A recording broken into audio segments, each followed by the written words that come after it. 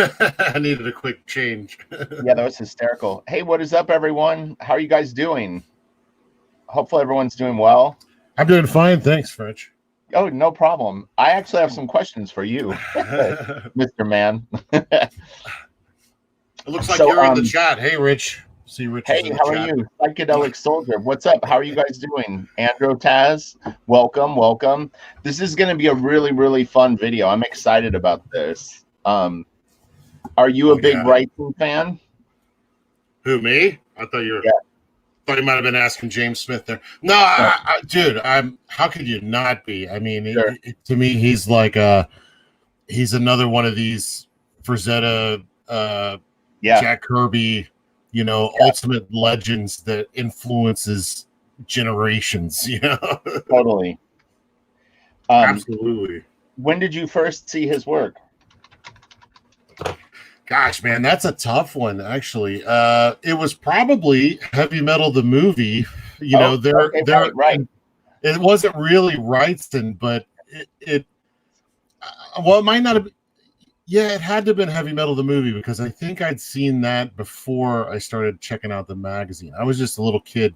Sure. And my mom and her boyfriend at the time, her boyfriend had it, not my boyfriend.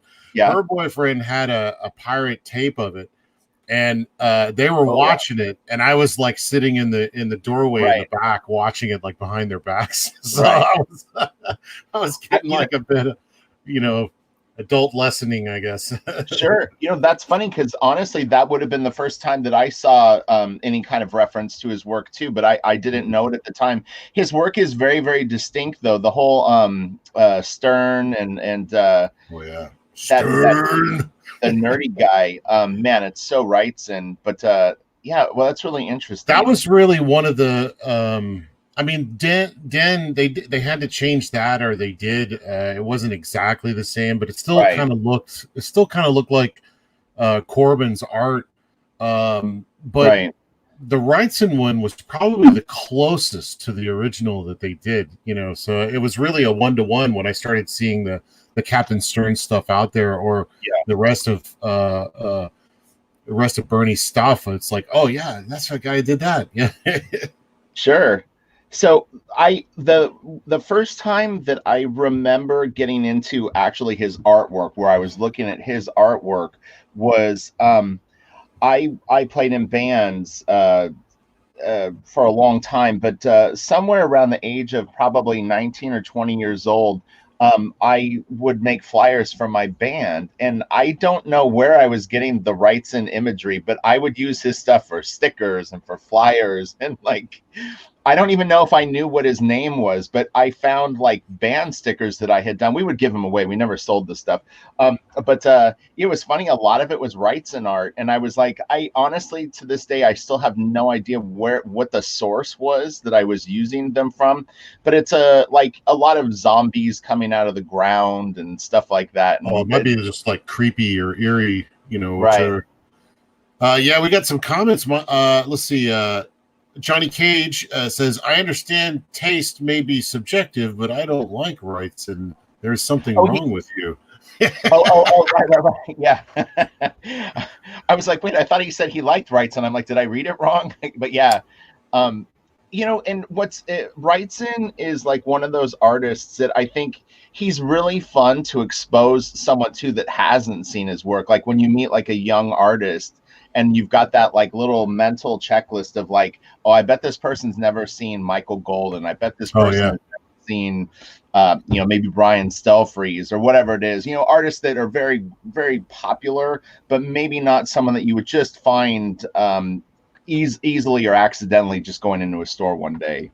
Well, with Wrightson too, there are phases. So if you don't like his work, it makes me wonder if it was from the Batman cult book, or some of the Punisher ones where he comes back from hell, and those were done like Jobber. He just whipped those out probably page every 2 days or something. It's not like the I don't know. And then you look at the Swamp Thing. I'm pretty sure he was doing that fast, but that stuff was amazing. I really like that stuff. Well, I have a tremendous amount of kick-ass art to look at, but let's talk for like 3 more minutes, and then we'll get into the art. And this will be a long video. I'm sure it'll probably be an hour and a half to 2 hours. So everyone settle in. This is going to be a lot of fun. You need to take a pee or something, or grab a beverage. Definitely do it. So we always do like a little bit of just sort of chit chat about like what's going on in our artistic lives. And Kelsey and I are both trying to become more organized as artists. So yeah, no kidding.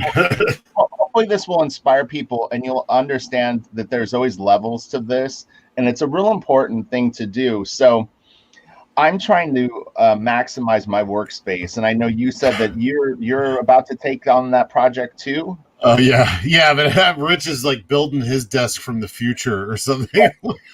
I couldn't do it. It won't fit in my space. It sucks.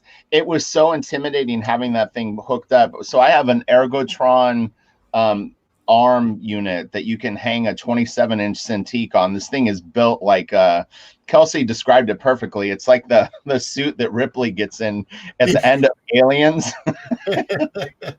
It's crazy how duro this thing is. But yeah, so unfortunately what was going on in my office, and it would always make me not do things, and you said the same thing. So this is a common thing.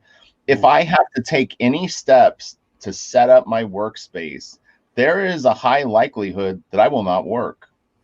Well, I mean, one of the reasons you're seeing me on more and more live streams lately is because I got my microphone and this really close set up. Right. So it's like, I need to have that so that my live art, I want to have like a table, like right here. Right now, I'm doing it on my light box on an old chair. That's not good. I haven't drawn live art in so long that I don't have the setup for it anymore, but now I'm getting back into it. So I need a desk.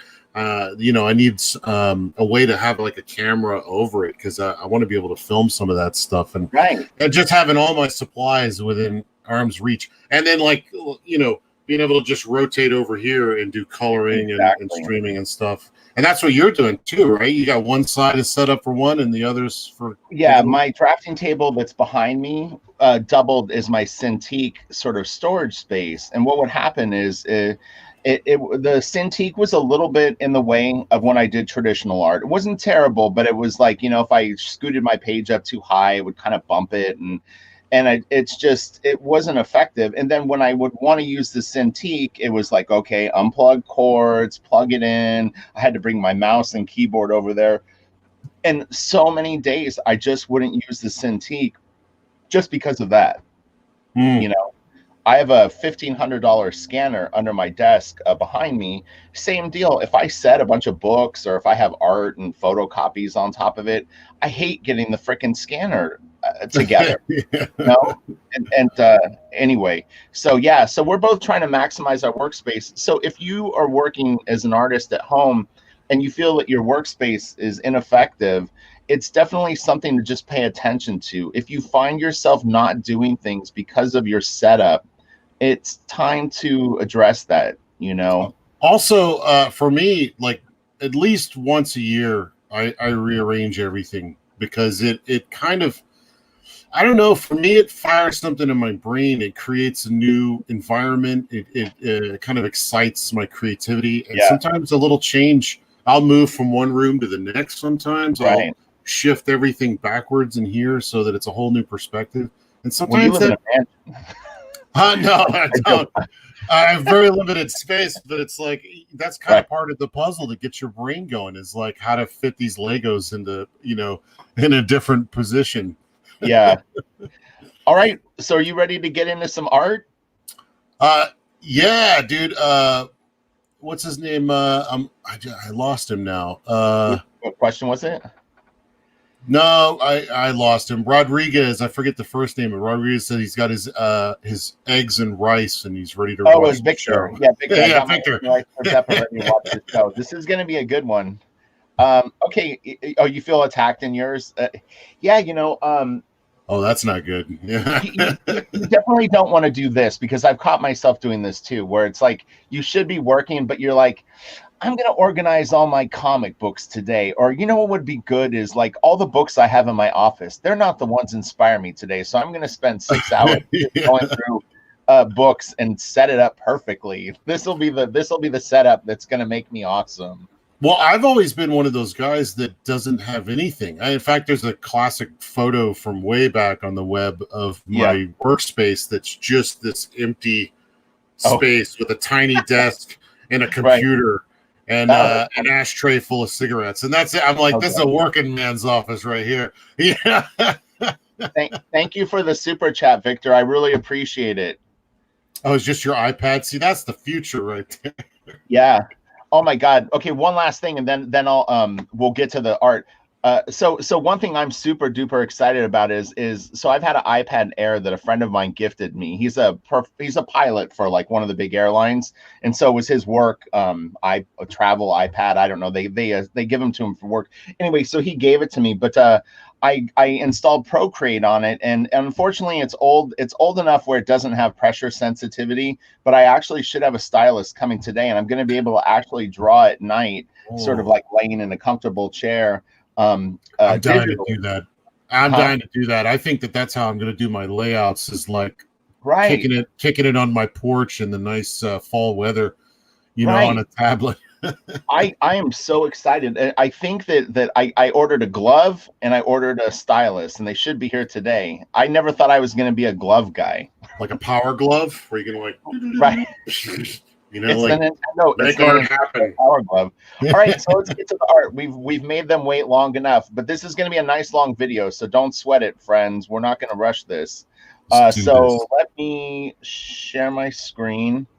I look at Wrightson quite often, so I'll be surprised if you find something I haven't seen. I reference his hands constantly. He does some of the best hands in the business. I actually think that I will have stuff that you haven't seen, believe it or not. And it's not because my collection is so good. I think it's just I've sort of scraped together such weird random stuff that there'll be a few. I actually also have so I'm gonna have to go into Photoshop now, so I'm not gonna be able to see the chat, but all right, I'll watch for us. Okay, yeah, let me Michael Hing says my art table is my knee. That's been mine for a long time too. Okay, so Paul says my art table is covered in supplies and cups. So okay, go ahead. Sorry. So can you guys see my screen? Like I'm in full screen mode? Yeah. Okay. So first we're going to look at Masters of the Macabre #1. This is something that I had never seen in color, but a friend of mine actually owns the first story in this book. And this is the precursor art to the Bernie Wrightson Frankenstein stuff for sure. So this is the cover. These are great. In fact, I don't own these comic books, but I definitely want to get these. And let's go into full screen mode and we'll soak this in. These are some of the coolest comic books I've ever seen. I'm not just saying that. This is a detail of like a panel in the book, right? Probably. Or is this a full? Yeah, because I would imagine him inking this big. Right. Pacific Comics, the publisher of this, is actually in San Diego, where I grew up. And I actually met the guy that created Pacific Comics, and it was a very exciting moment. That was just the last San Diego Comic-Con. I was really, really excited to meet this guy. What a legend. Dude, this is where Rocketeer came from, Pacific Comics. I think it started there. I know. Kaluta started there with him too. You know what? I don't know if he started there, but we've got to have him on the show. That would be fun. I've got his email. He emailed me. That would be amazing. That would be so fun. Hopefully, he's technologically into that stuff. Is this now real quick? Is this you said this was pre-Frankenstein? Is this Frankenstein? Yeah. Is this pre or post Swamp Thing? Oh, okay, that is a tough call. I would say it's post Swamp Thing. So this, let me see if I want to see one thing really quick. The Muck Monster. Okay, so that's what I thought. Okay, so this is God. This is almost it is inspiration for Frankenstein, right? Well, my guess is that Bernie was probably getting more and more into things like Franklin Booth, Joseph Clement Cole, whatever he was into, and I think probably doing this, the idea came to him, just like Dr. Frankenstein.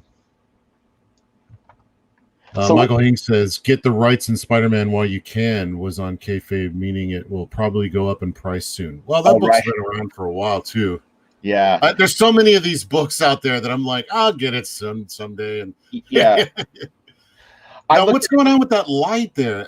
I love the lighting, but it looks like fire coming out of the grave or something. What? Let's see what it says. What is that? Some energy? Yeah, that's a really I don't know. It looks cool as hell, though. I mean, I love the lighting. Yeah, it's so perfect. So this is the prologue to the Muck Monster story. It says, "I am only of that, and I am completely certain of all else. The who, the what, the why, I dare not say." Yeah, I really can't tell exactly what that is. If it's an I dare not say. Right. I'm assuming it's maybe like some sort of lightning bolt or something like a meteor or something. But yeah, so like I said, a friend of mine bought this whole story. Oh, no kidding. The original art? Yeah. Now, Bernie is so good at, he's good at everything, but two things in particular I look at is his drapery and his hands and anatomy and stuff. His hands most specifically, but his drapery is awesome. So good. That's not easy to do. It's funny because like doing this right now, I'm like, man, I don't even know if I'm ready for this video. This is gonna blow my mind. You're gonna go start drawing like beakers and stuff in it. Right. I was so busy yesterday. It was like I was excited about doing it, but I never sort of in my mind was like thinking over like how awesome it was gonna be. Let me get a full screen, but I want to kind of do the Muck Monster story in order. So what do you think about the layouts on these pages? They look pretty damn nice, right? Yeah. Are you talking about just the full layout of the page? Yeah. I mean, there's variety. I mean, there's not, I mean, what's the old saying, not to have the same guy, the same size on the page, but I mean, he's not doing that. He's got a lot of variety of angles. I actually love the straight on shots where they're standing on the panel. That's really interesting to me. Yeah, this second panel is beautiful. Yeah. The color on it too is fantastic. Well, it definitely emphasizes that beat right there. It makes you stop and kind of like, oh, that's a big one. This is interesting. He kind of did a reference to that opening shot here. Do you see that? Oh, yeah. I don't know if that was intentional on his part, but it is very kind of, it's like the same dirt that he's going to, I assume, create the Muck Monster out of or something like that. So last week I was talking about, I think it was last week, where I was saying I'm trying to get away from the line and let shadows and that kind of thing define the shape. And Wrightson does that. If you could see in that panel we were looking at with the smoke, there's almost no like outline of stuff.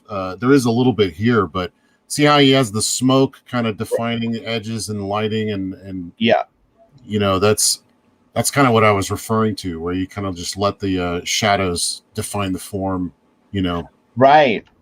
So this is a vat of acid, and he's actually dissolving this body, and he turns it into muck, and now he's pouring it down this thing is what's going on. That's so I love that last panel with the light. The do you think he referenced that, or you think he was just it's a memory? If the light goes, at an angle like that, or I think at this point he probably had done it enough times, things like that. But these down shots are fantastic, man. Well, I love how the shadow is cutting across the ooze, so that you see it like go into the darkness. And yeah, that top shot. Do you think? I mean, he probably was into like black and white horror movies and stuff like that, I would imagine. Oh, for sure. Oh, God, yeah. I mean, look, like Art Adams, obsessed with like old monster flicks. I mean, Wrightson had to be like steeped in like Hammer horror films and all that stuff. Oh, look at this. This is such a beautiful piece. Here's the muck coming down the hill. I mean, like, man. He really turns it into a work of art. If you had to do a splash page that's a multi-panel splash page of like muck dripping down a hill. Look how fascinating this is. That third panel, it's like I would have tried to figure out how to have the muck go over there, but he was like No, it'll be fine. Yeah, you know, it's really, really good. This Gosh. is one of those where you kind of read it by panels, but really it's a splash. If I'm not mistaken, I've got the Wrightson artifact edition from IDW. I think that they published this whole story in it in black and white.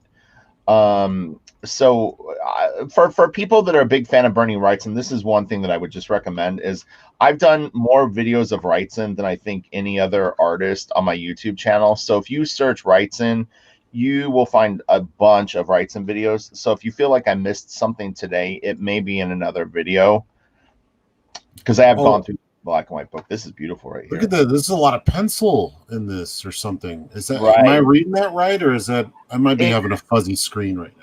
Yeah, it looks very, very light. The reproduction on this particular page is not a great scan of it, but it almost looks like a negative in a weird way, even though I know that that's part of the art style. But well, you see how that's gray right there, like in the in the corner. It almost seems like gray tone or sketch. You know, he might have used more watered down ink on some of this. Yeah, but for this time of reproduction to be able to like. I guess they had that. It always comes out like muddier in the old times. Look at these gravestones, how they're just lines and there's no real edges on them. I knew you had mentioned that before, but look at this gravestone right here. Almost looks like it's bending. It's like it's such a weird angle. It's really cool. That's another thing that's great about it. He doesn't have any straight lines. You know, there's almost all organic. That's a good point. That's a really good point, because boy, straight lines really do tend to slow the art down and make it look a little more stiff, you know. Yeah, that's obviously great. There's always exceptions to any sort of idea like that, though. What's going on in that bottom panel? There's like I think this is the muck monster. It's like the muck all came down the hill, and then it's either it might be bringing back another corpse, like it might have gone onto a grave and then it affected this guy that was in it. Look, he's got this long, skinny legs and like big arms, is what it looks like. He almost sounds like a werewolf, like Werewolf Farm. His hand is really big too.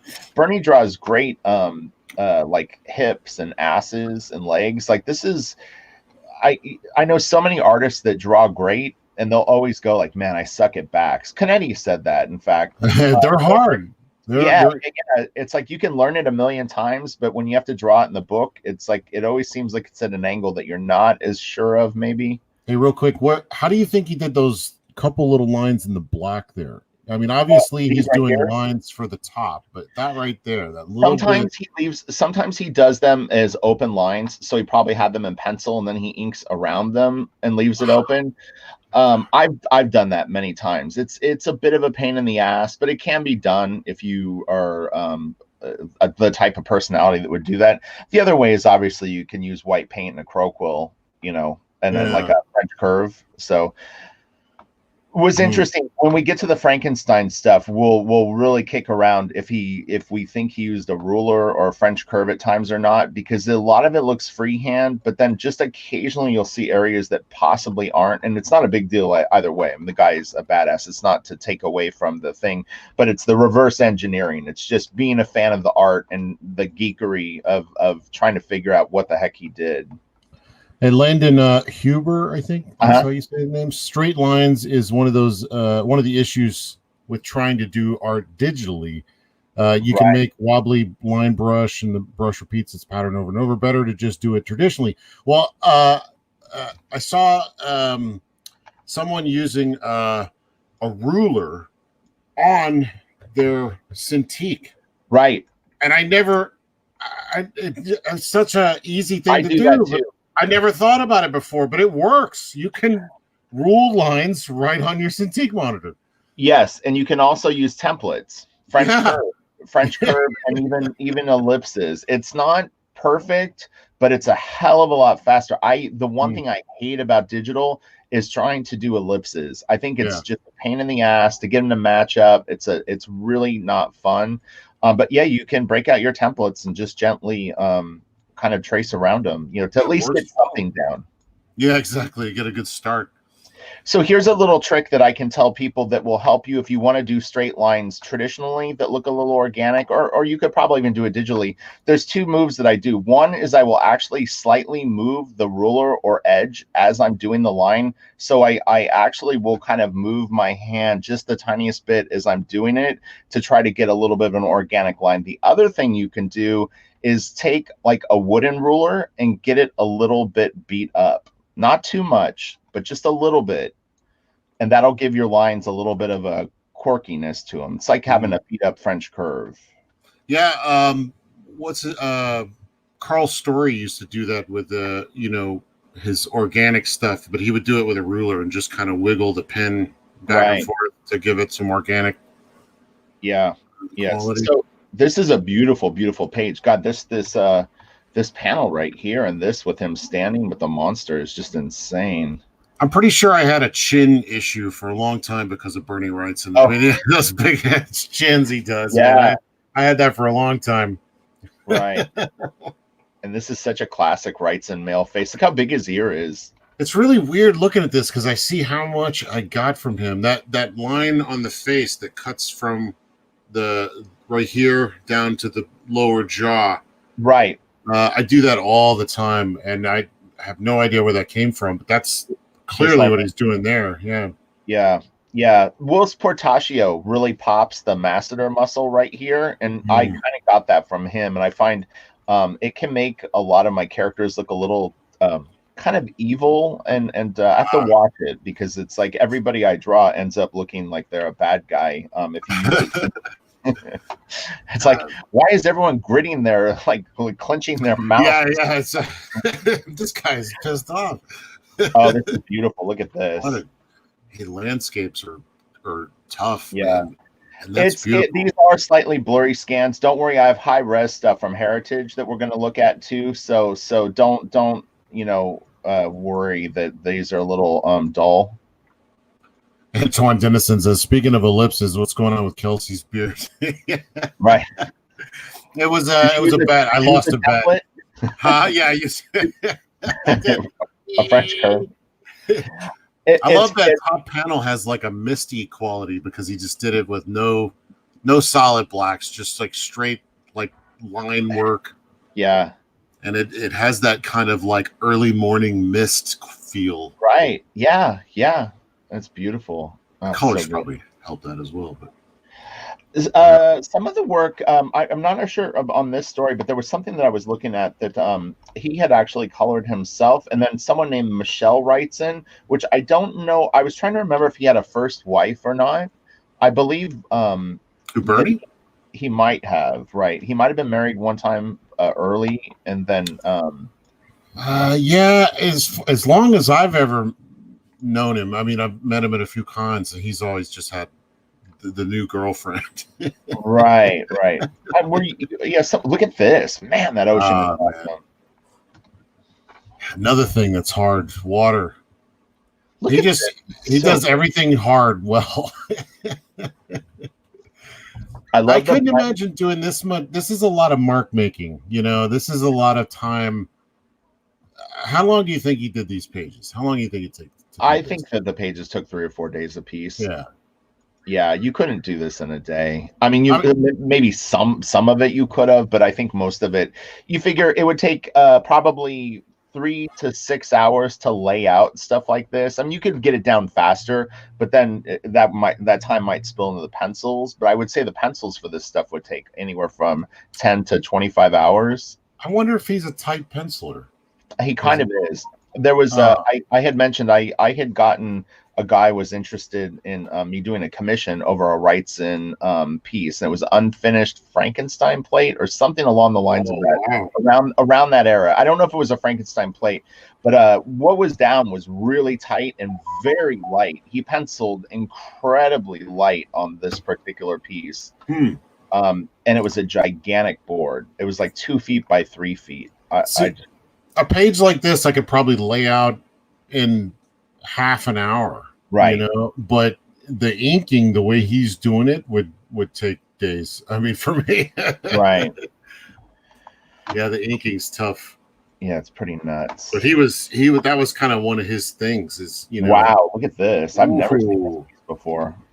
This is very Frazetta inspired. I was just about to say it almost looks like a Frazetta piece. Well, that was the point, remember? So yeah. our goal was to go from Frazetta to a couple of artists that were heavily influenced by Frazetta. And then what I wanted to do is have you pick an artist that was a ground zero for another movement of art. So that's your assignment for maybe 2 weeks from now. Yeah, Rooster Punch says he did both loose and tight. So I guess it just kind of depended on what he, how much he enjoyed the job, and maybe his comfort with that, like where like maybe with the water he went like I just need to put the top of the caps of the water and I kind of know the stroking. Yeah, man, this is great. It looks a little like Frazetta in the boat. It's funny.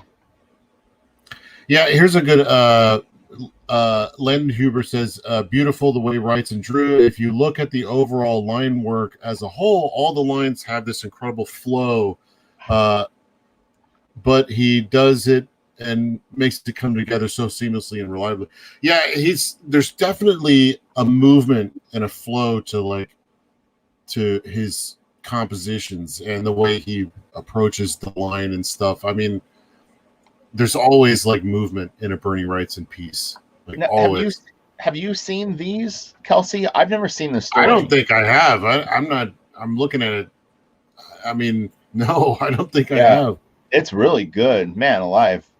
The sea was trouble that day. I'm wondering where all this light's coming from, though. Is there like a lighthouse or is it lightning? I think the colorist is having a little fun there. oh, right. I'm like, where's this light coming from? And then it's daytime. Maybe the light was coming over the horizon. Yeah. If that was a 2-page story, that was an action-packed 2-page story. I'll tell you what, splash page and then this. It's like that's it. Yeah, I think so. I want 2-page story gigs. That sounds great. Like my fantasy many years ago, right when I was going into the black drawings, was I really was like, I want to be a new generation. Oh, okay, there's more of the story of the studio. Like I want to be like Wrightson or like Barry Windsor Smith or Kaluta or Jeffrey Catherine Jones. That was sort of my aspiration, was that I would create this body of work that was illustrative, but it was comic books. And that's still the plan, honestly. Those guys really they did a lot of novel covers. Right. I don't know how much commercial art like in for advertising they did. They were more artsy fartsy, but novel covers. Lots of book covers, but book covers. And then Wrightson was mostly comics until he went to film, and then he spent years in film. But he bounced back and forth from film and comics. What films did he work on? I'm not aware. He worked on a lot of stuff that you probably that never made it to screen. For one thing, he did like when I saw him in Dallas one time, he had just finished working on a proposed Ghost Rider film. This is long before the one that ended up coming out. Right. And he had his designs for the motorcycle. It wasn't just like a motorcycle with flames on the wheels. It turned into like this Giger-esque, giant long engines and skulls and flames and black smoke coming out of it. It was awesome. But he did work on Space Truckers. Okay. Apparently the art director or the director loved art, so he had everybody from Wrightson to Soriyama working on that. Right. Which is bizarre because you look at that movie and you're like, where is all that? You're giving me ideas for future guests. Like I would love to get Guillermo del Toro on this channel. I don't know if that would ever be a possibility, but he is a huge comic fan. He's a nut for art in general. Yeah, right. I think he would probably love to talk some art. Look at the silhouette on this arm, how lively the shapes are. Like he pulls this what is this muscle called? I can't ever remember. Deltoid? Shoulder muscle. I don't know muscles yet. It protrudes so much, and then this is so tucked in, and then this is a big beefy shape. It's really fun like little ride around that arm. That's I love doing that, where you put something in total shadow silhouette, and then you define the shape of the the volume of it with the shadow, like the way he's doing with the forearm, how the light, the shadow kind of curves around. God, I love that stuff. This is very Frazetta too. It's very Wrightson, but it's very Frazetta. I picture Frank's in the backyard fixing some fish traps or something. Do you think guys like, we're obviously bit fanboys, we're art nuts, we love these artists. I mean, do you think and I've made a pilgrimage or two, made a phone call or two to hit up my favorite artists. Do you think a guy like Wrightson like took the journey to like meet Frazetta? Well, he's in the Painting with Fire documentary quite a bit. It's Wrightson, Dave Stevens, and Michael Kaluta talking about Frank's influence. All the Pacific Comics guys. Right. I can't imagine that Wrightson never met Frank. And also, I think weren't the studio guys and Frazetta, they were all in New York around the same time. I can't imagine that those dudes didn't at some point, maybe not together as a group, but Bernie would have had to have met Frazetta. There's just no way. Andrew Tazo once says Frank's naked in the backyard chopping wood. Yeah, with his wood. He's so manly. He just like Oh, right. I think Frank would love this work. I think that I can't imagine that he wouldn't be proud as an artist that he could get someone so excited to pursue their own work this way. I mean, it's a really magical thing. God, Wrightson was great.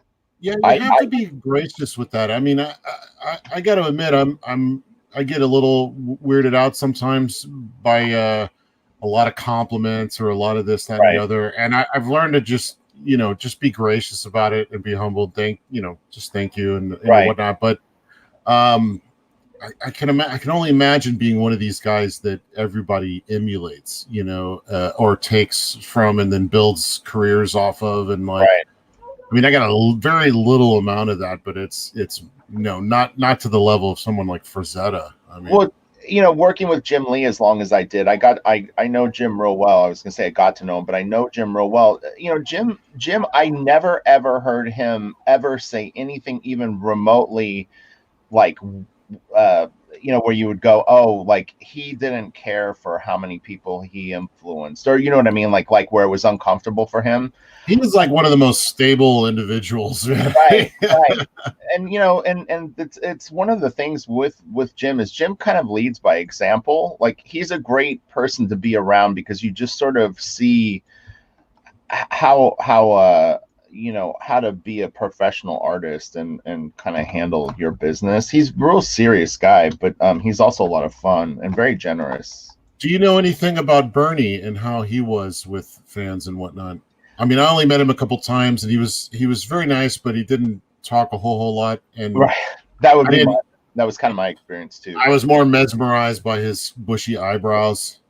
Right. I know Joe Benitez has a funny story about that. I guess he was in an elevator with Bernie, and he was like asking him about that or something like that. It is funny that he's kind of like a fantasy horror artist, and his eyebrows really do look like almost like one of his like they do fantasy characters. It's interesting. I want to talk about this piece. The texture on that net is absolutely insane. Yeah, it's just thin lines, man.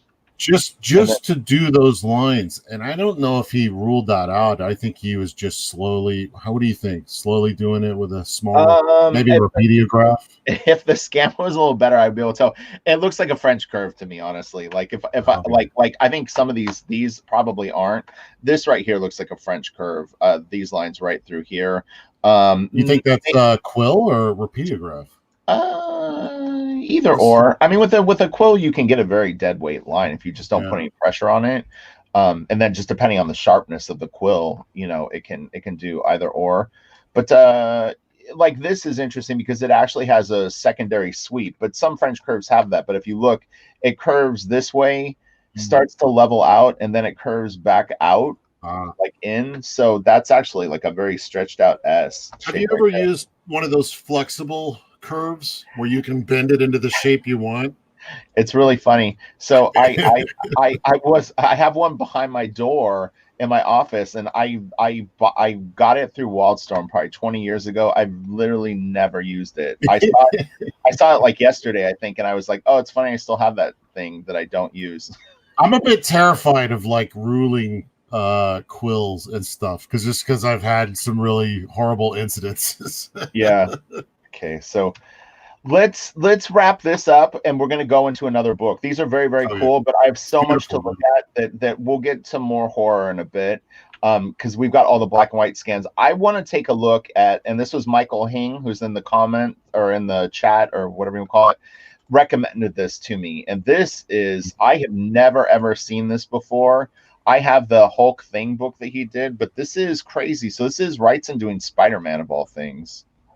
Landon Huber says, I think he worked as slowly as he needed to make the lines he wanted. Just had incredible Buddha-like patience. That might be true. Yeah. So here, let me open both. So we have the, I'm going to pull this out.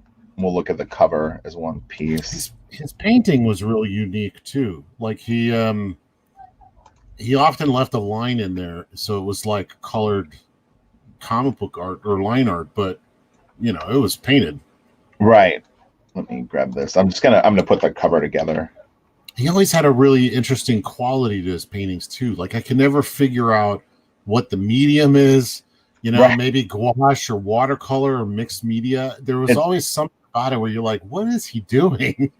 Yeah, it's very soft. Okay, so this is the cover of the book. Yeah, hooky. What's that? Yeah, what's funny is he said hooky, and I didn't know what he meant, and I thought it was a typo, like on Twitter. Yeah, it's called hockey. Hockey is spelled with a C. Right, let's look in full screen mode for this. So this is a very, very cool piece. It's nothing that I would ever in a million years imagine for a Spider-Man cover or piece. Yeah, yeah. I mean, I remember seeing this as a kid and like wanting to like. Same thing with the Charles Vess Spider-Man book. Like I look at it and immediately I'm like, whoa! And then you start flipping the pages and it's not McFarlane, and I didn't. I just gave up on it for a long, long time, and I wish I had got these books. Right. Yeah. Because I mean, now you look through it and you're like, oh man, look at the work in this, and you pick out the pieces. And it's interesting. Some of these, I am assuming it's a coincidence, but like, dude, this Joe Madureira has a Battle Chasers, a couple of splash pages in issue 6 or 7, and this is like I inked a test page of it. It looks just like it, like the juxtaposition of the teeth and stuff. It could be a coincidence, but he must. He's about our age. I always think about him being younger because he was a kid when he was starting with X-Men and stuff. But he's about our age. But he must have been have seen this stuff and been influenced by it. But he often says that he never uses reference like for his animals, things like that, which I believe him. Yeah, but yeah, this looks definitely like some of the stuff in Battle Chasers, but you never know with Joe Mad. It could be just a coincidence, you know. Well, I met a guy. I went to a dinner and an art collector was there, and he happened to just coincidentally have gone to high school with Joe. Like how random is that? He said that Joe was so good in high school, and like everybody knew that he could draw, and it was a pretty big deal. So this book is illustrated by Bernie. It's colored by Bernie Wrightson and Michelle Wrightson, that's all I know. And this is she colored a few of his things, I think, right? Or that I don't know. Now, is that would be his first wife?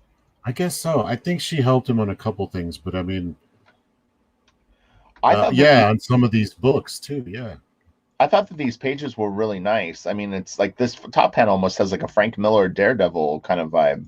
Now we got to specify. We got to specify for the people who aren't used to this stuff. Back then, when they say colored by, it was literally painted on a. They'd make a copy of the line art and turn it into a blue line, paint over that, and then they take the line art on an acetate and put that on top so that the black line would be straight black again. So coloring comics this way back in the day was no easy feat.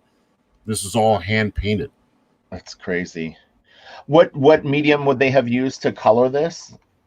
Probably watercolor and gouache. I mean, you can definitely see gouache when you look at like Fafard and the Grey Mouser by Mignola, you know, or Year One when they did the reprint in the book, and they actually had I think Lewis, I can't remember who colored that, but you could see more of the gouache kind of like scribbly opaque paints in there. But this is a real nice page. I mean, this really proves how well Wrightson could draw, because he's not covering this up with anything. This is very, very exposed art, clear, you know.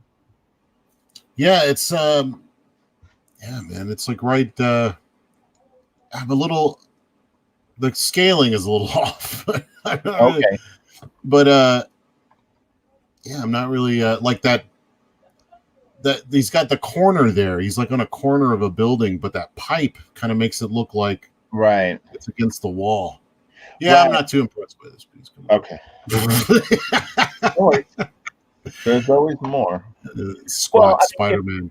Well, and if you think about it, I mean, there's sort of a reason. Oh, so this was a spread. It may have read a spread. So that could be the shadow. Look at that shadow of the. It does. It really does kind of have like a weird kind of Mazzucchelli, Frank Miller, Daredevil vibe to me a little bit, with Wrightson sort of thrown in. Yeah, this book was a real hit and miss for me. So I'm curious to kind of look at it again, you know, and see. It's weird seeing so much white on his pages. Yeah, I don't know what was doing it for me, like what was not doing it for me back then. And was it all the straight on kind of angles, the old school quality of it? Right. It could be. Because I was a huge fan of Wrightson at this time, but like it didn't have, I guess it was like Wrightson doing Spider-Man was just odd, you know, and he was doing such an old school Spider-Man. And you've seen the Thing Hulk book that he did also? Yeah, I like that one more. You like it more? I think so. I can't remember. I'm thinking of the Barry Windsor Smith one too. So now I'm. What's the Marvel graphic novel that Barry did? Well, he did a. I don't know if it was a graphic novel, but he did a one shot of the Thing and the. No, it wasn't the Thing and the Hulk. It was the Thing and Johnny Storm, and Johnny Storm was like playing pranks on him. I think it was a great. I don't think I've ever seen that. Yeah, it was like he woke up and he had it looked like he had stubble, and it turns out that Johnny Storm had glued macaroni all over his face, so it looked like he had those stuff. Well, I don't know, it was goofy. This is so city. I know, it's so the pose is so classic Marvel. Yeah, and the head is wonky. There were issues with this that kind of turned me off when I was looking at this. Like, did he do this fast? But it was a graphic novel, so. And it was very labored over. This doesn't look fast to draw. This looks pretty thought out. You can see him. He's like, finally, I get to draw some beakers. Well, I mean, after doing this for a long time, you know, and drawing Spider-Man a couple times, getting that, he's deceptively hard. I mean, he looks easy to do, but like that head, you can see him struggling with the shape of that head. Sure. And I understand that. Look at the eyes. Yeah. What's funny is I've only drawn Spider-Man one time, and I did it like probably back in the Shane Glines drawing board days. That's like how long ago it was. Oh yeah. Wow. I've never ever drawn Spider-Man past that one drawing. I have it somewhere. It's a pretty boring pose, but I was able to draw his head okay, but I totally get what you're saying. I can never remember. We joked about this in another video that I can never remember what way the web goes on his head. Yeah, it all comes from the nose. What I'm wondering about is how does it fit around the back? You see, there you go. Look at that. But even the dragon is a little bit stiff. Yeah, I wonder what was going on. He's. This almost looks like it's more painted. Well, this doesn't. Hans Roger Oslin says Bakshi vibe. I did get a Bakshi vibe a little bit. Yeah. This is kind of the same. This is like 70s, right? When did this come out? If I was gonna guess, I would say like 83, but I'm only guessing. Landon Huber says, I think Marvel execs were giving him a tough time on things. Probably didn't give him enough time. Tried to control too much of it. I talk about that all the time in videos, that it's as fans, we look at a comic book and we kind of judge it on the art, which is totally normal. It's what we see, but you do never ever know the circumstances of the deadline, of the bounce back that the artist was getting. There's a lot of things that go on behind the scenes, not always, but sometimes, that really, really can affect the art. You know, I tend to prefer looking at artists' rushed jobs because you can pick their technique out a lot easier sometimes. This does have an like a cartoon animation vibe. Look at this page. It does. Maybe he was watching Spider-Man and His Amazing Friends at this time, because it does. Spider-Man looks like that Spider-Man. Right. Look at his face. It changes so much. It's made of Play-Doh. It's weird. Well, okay, now here's another thing that could have happened. Possibly, these could be stats done by someone in the Marvel bullpen. If they didn't like how Wrightson had drawn the head, they may have put somebody in and just said, "Look, we need you to stat these heads." Oh man, that would be shocking. You know, stuff like that happened. You know, I know. Yeah, of course. They just go, nah, his Spider-Man's too dark. It's too weird. He really puts the eyes close together. It gives him almost a cross-eyed look a little bit. Yeah, there's like, I don't know. This is definitely one of those ones where when people go, I don't like Wrightson, I'm like, yeah, I can see that. Yeah. But I'm like, but have you seen this? You know, like, because we'll hustle through this a little bit quicker. There's the Oh yeah, look at the monster stuff. This is where it really sings. Yeah. We're all like that. I mean, I was terrified for years to draw superheroes because I knew I just wasn't good at it, you know? I mean, some stuff I could do okay, but then, you know, if I had to do like a classic Wonder Woman or Superman, I'm just not that artist. I wish I was, but... Well, I mean, it's how many times can you draw that same, you know, before you just bored to tears, man? Right. So, man, this stuff is so cool. Yeah, see, now this is what floats his boat. What's interesting is imagine this colored in a different way. Let's turn it green. Like all like digital color, like liquid, something. You know, liquid doing Marvel comics kind of like. Oh god, could you imagine if liquid colored this? It would be so intense. Oh my god, it would just or Marte Gracia, I think his name is. Oh, look at that. Marty. Wow, what a spread. The layout of this spread is very weird too. It's like, okay, so Spider-Man is looking like this direction and kind of locks me in like somewhere right here, and then this character, but it really is forcing my eye to a very, very weird spot. But I guess if it's a 2-page spread. Where's your eye going? My eye is going like, let me grab a brush. My eye is going like kind of like, well, it's very confused. It sort of sits right here. I'll remove that in a second, but it's like I'm kind of getting forced right here. But I mean, everything is pulling me like somewhere over here, but not really to her though. Yeah, I keep looking at that liver looking thing, like right in the middle of that circle. Yeah, like I keep looking like right there. Yeah, it's weird. It's an interesting layout. The drawing itself is very cool. Look at the hands right here. It's dude. His design is anatomy. The shots in this one are. I mean, when you go from that piece that we were just looking at with the shot variety is like all over the place, and he's got silhouettes, and this is very straightforward. It's almost like he's trying to do. I think this looks better. I flipped it. Oh yeah, look at that. I think this looks better. That does. It relaxes my eye. It really feels like it needs to be this direction. This is a great spread now. Isn't that weird? That is so weird. It makes me wonder if that's the way he intended it. This would be the only other thing I would do. This is so sacrilegious. I always feel like I should apologize when I do this. I would move Spider-Man over here. So I would take Spidey. If I was the editor, I would go like this. If we move Spider-Man just right over here, where he's a little tiny bit closer to her, so that they're both kind of like they're both pinned somewhere over here. I don't know if it will work exactly. Yeah, and your eye is drawn all the way across the page to them. Yeah, they're really kind of stuck in a moment, but him in that spot is very odd. Bernie's rolling around in his grave right now. Sorry, Bernie. The drawing itself is incredible. Here we go. This is what's interesting is like, okay, this is why Bernie is co-credited as colorist, because I bet he spent a lot of time like fussing over this stuff. Okay. It's interesting that his wife colored. I mean, that's trippy. Oh yeah. Well, I mean, Frank was married to right. Lynn Farley for a long time. Yeah. Yeah. And there's lots of couples in comics that do that. It must be interesting to just sort of walk down the hallway and go like, "Here's the new pages." Well, Laura Allred and Mike Allred, Yeah. I always wanted to have like the Dodsons set up, where I got a wife that can ink for me. Yeah. She's a great inker too. Yeah, this is fun. Okay, like I'm loving when he gets into the lighting and he starts bringing in more of the things he's really good at. I mean, it makes me wish he had lighting like this on the rest of it. The Spider-Man head is so distorted. It's just like, it's just funny that he seems like he spent less time on the main character.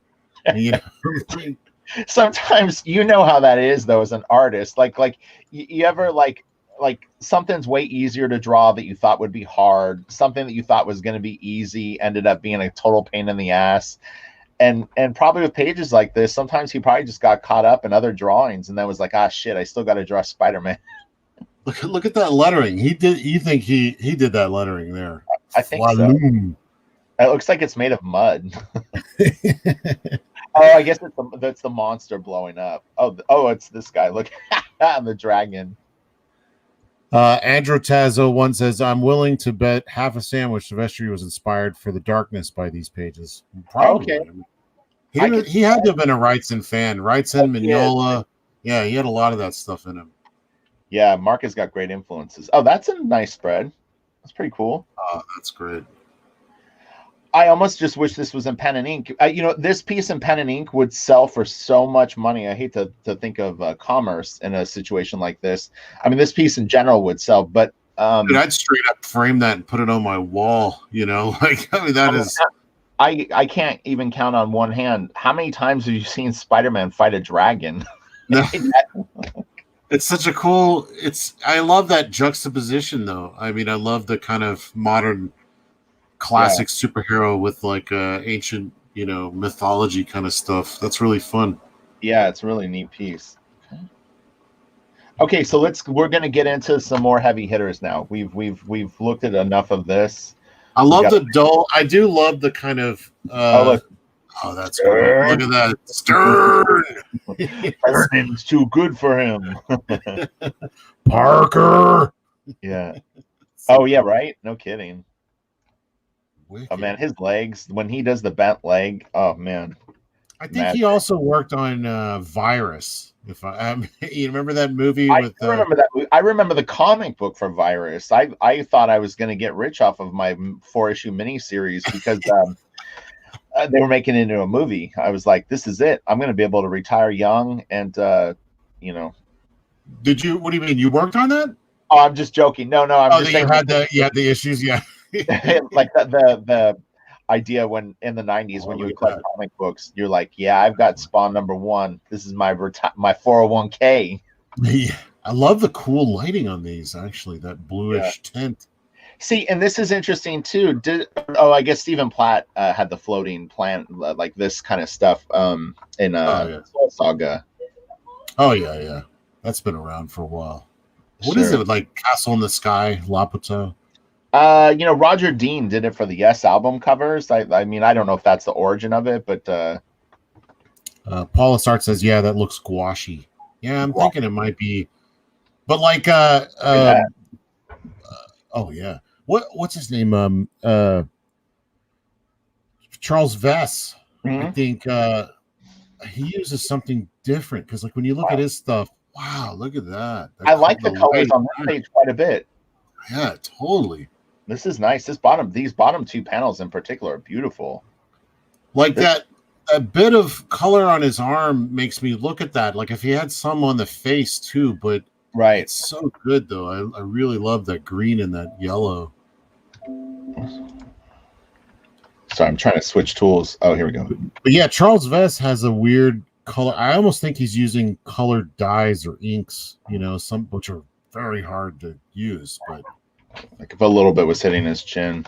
Yeah, it's not bright with the lighting, but I don't know. Sometimes a little harem. That's funny. What in the world? What is this up here? It's like a trap door or something. Did he fall through like a little portal? Oh yeah, they must be going through like little magic portals. Look at that. That's the what's the Monsters Incorporated going at weird angles through the doorways. Oh right. That's funny. It was like a chocolate donut. I hope so. All right. Oh, this is cool. There's no backgrounds in these. Okay, here we go. Now we're going to get into some heavy hitters.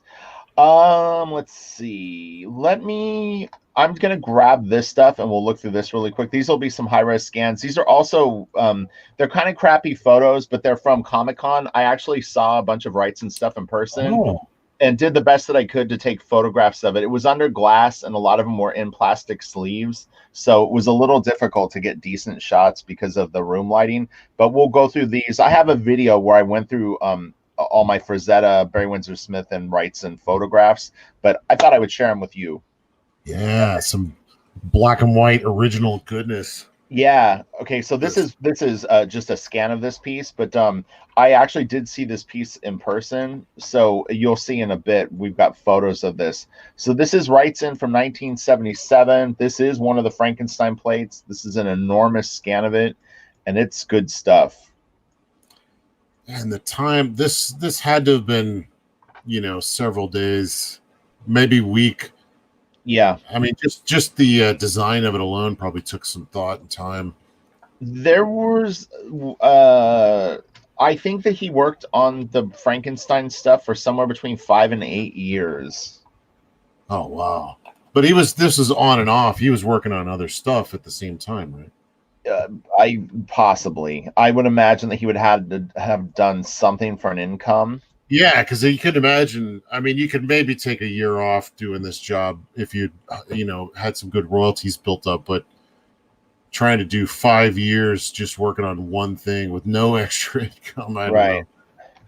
I mean, and I would assume that that's why probably at some point after doing these pieces that he did ultimately end up selling them. I don't think I would only be speculating. I'm under the impression that maybe the family doesn't own any of these.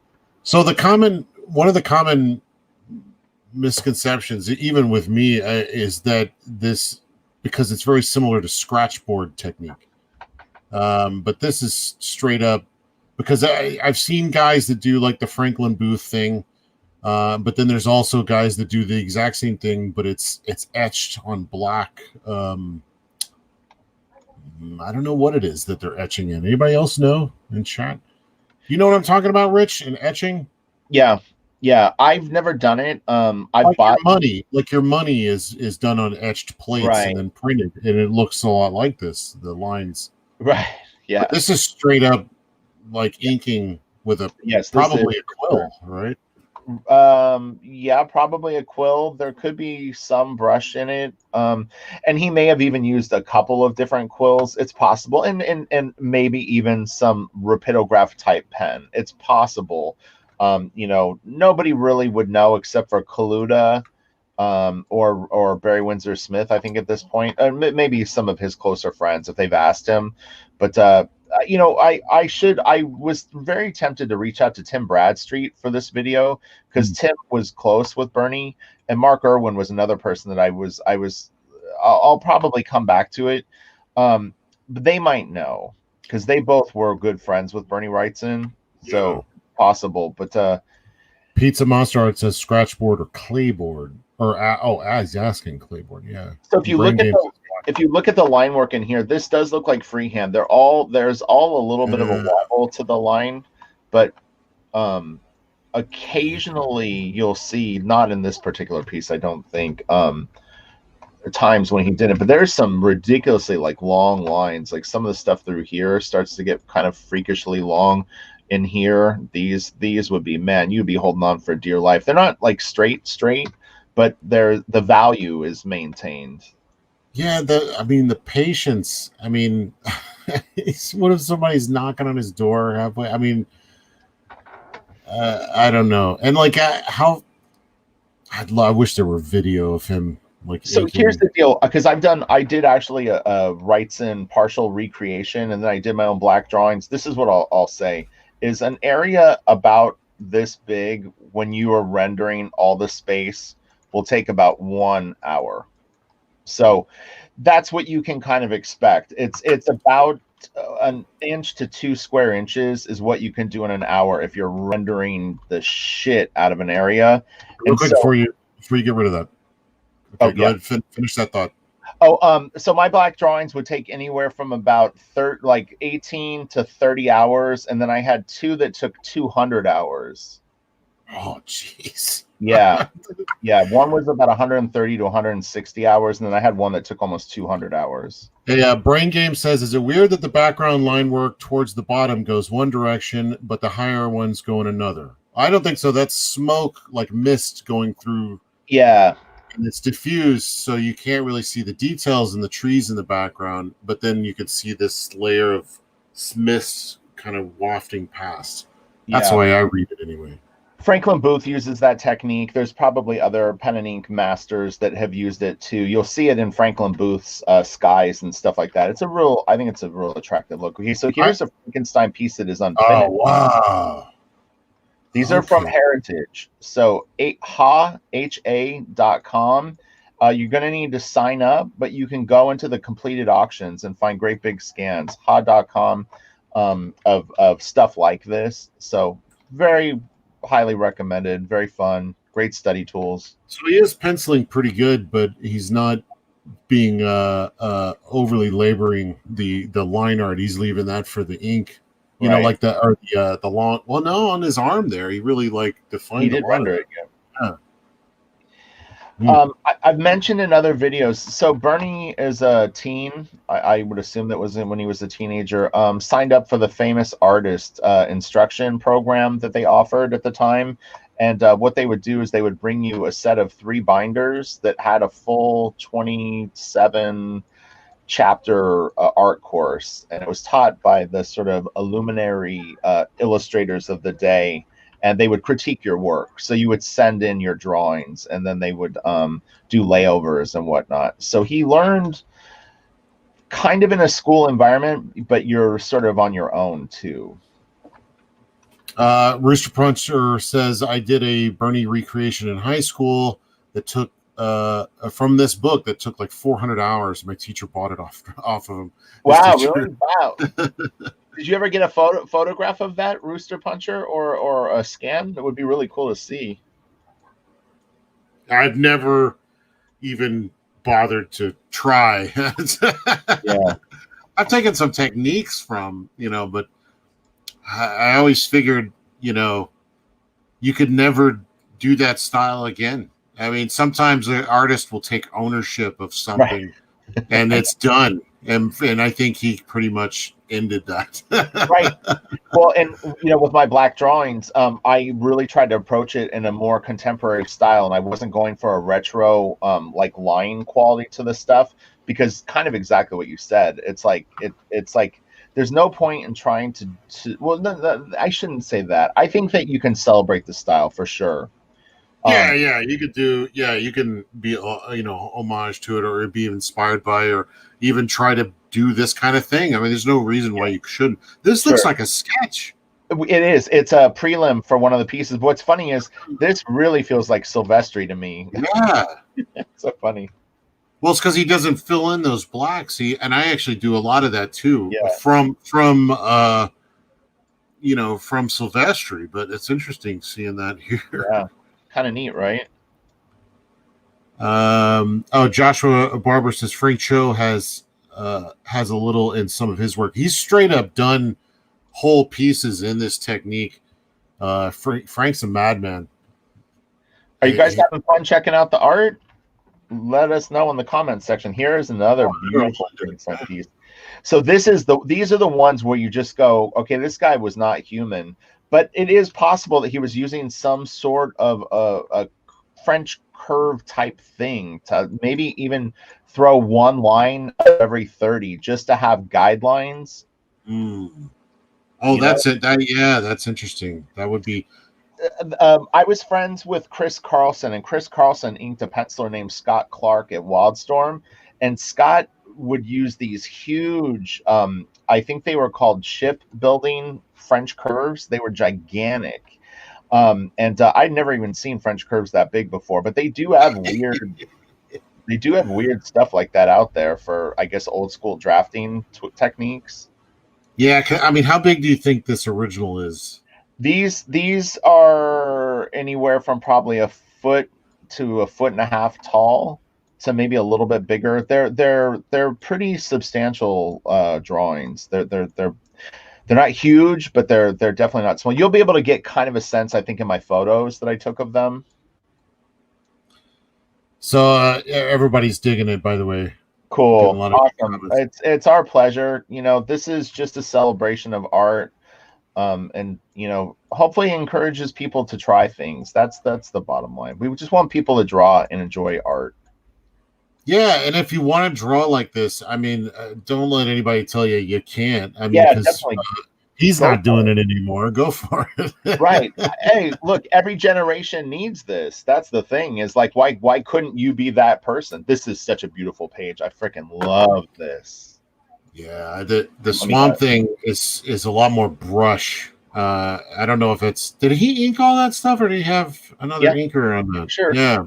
There's another book that I have called The Weird, and I think it's inked by Dan Green, of all people. So if we ever check out some of that, yeah. Big Dan Green fans around here. Yeah, for sure. Dan's great. Hear that, Dan? Yeah. Hopefully, I mean, look, you can see a 2-hour video about Bernie Wrightson on YouTube. A lot of people will check this out. So hi to everyone. Yeah, why exactly. not? It's about Bernie. It's not about us.